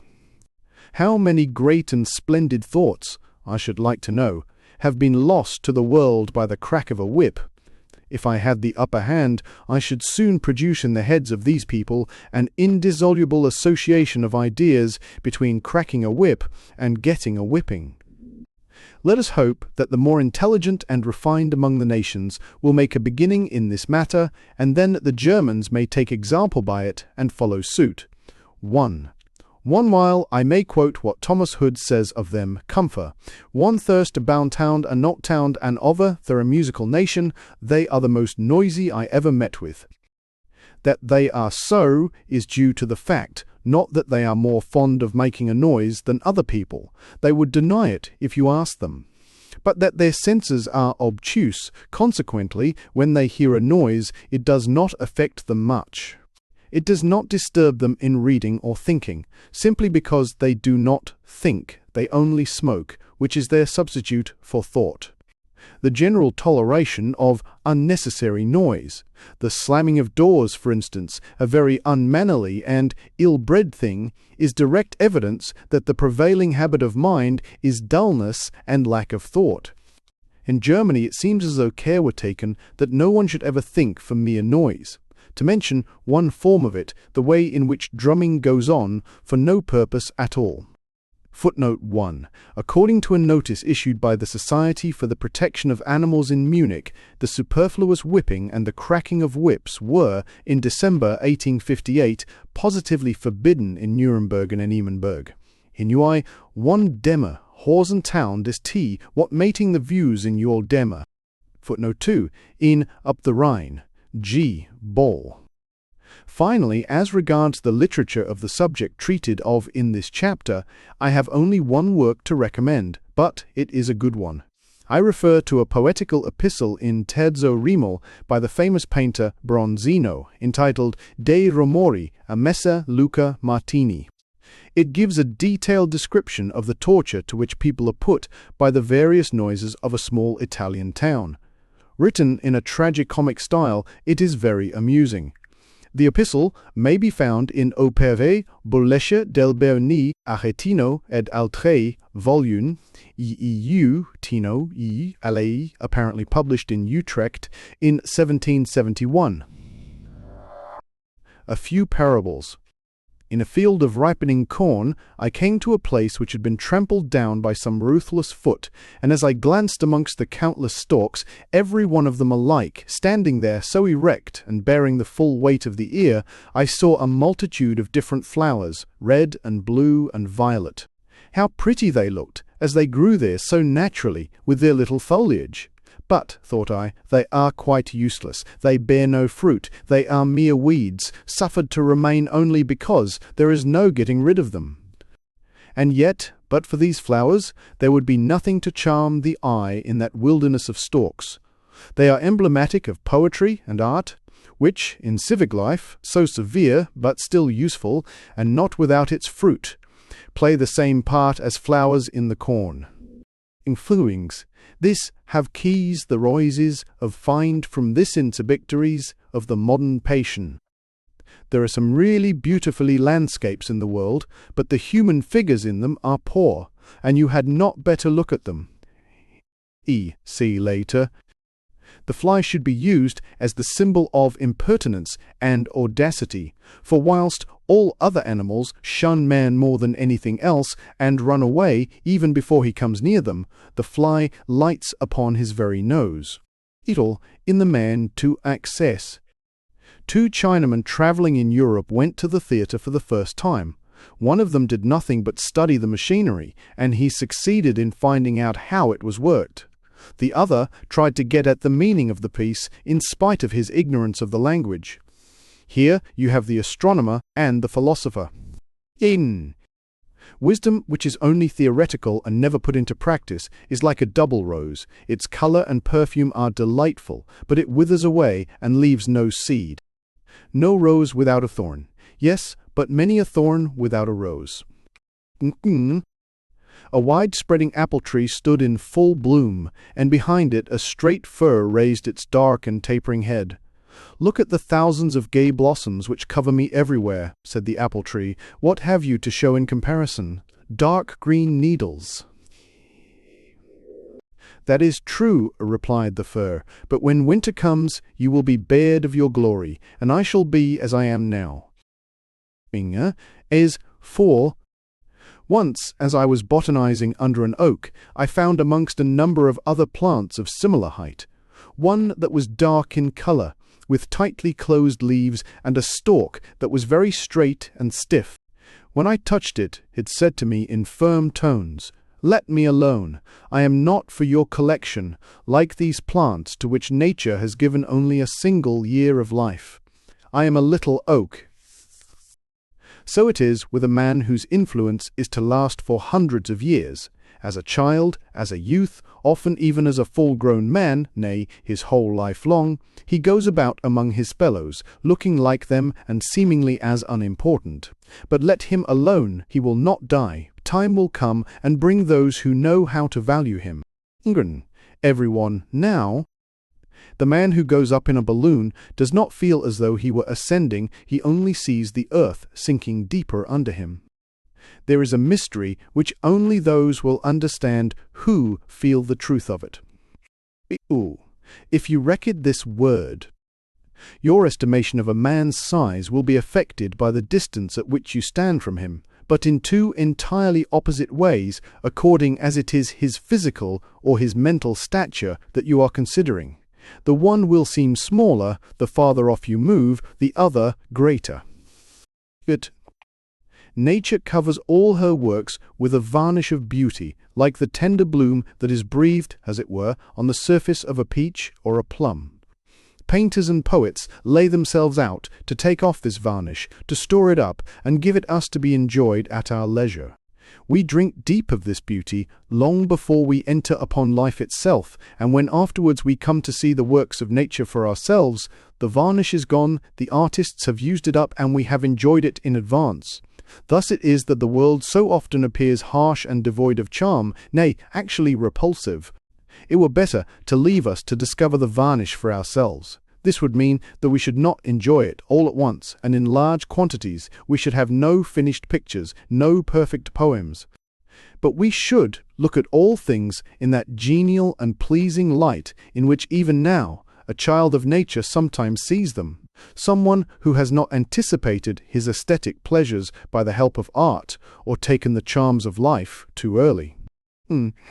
So, the cathedral in Mayence is so shut in by the houses that are built round about it that there is no one spot from which you can see it as a whole.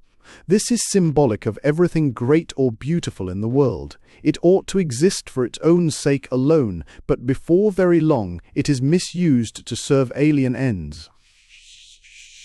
People come from all directions wanting to find in it support and maintenance for themselves. They stand in the way and spoil its effect. To be sure, there is nothing surprising in this, for in a world of need and imperfection, everything is seized upon which can be used to satisfy want. Nothing is exempt from this service, no, not even those very things which arise only when need and want are for a moment lost sight of. The beautiful and the true, sought for their own sakes.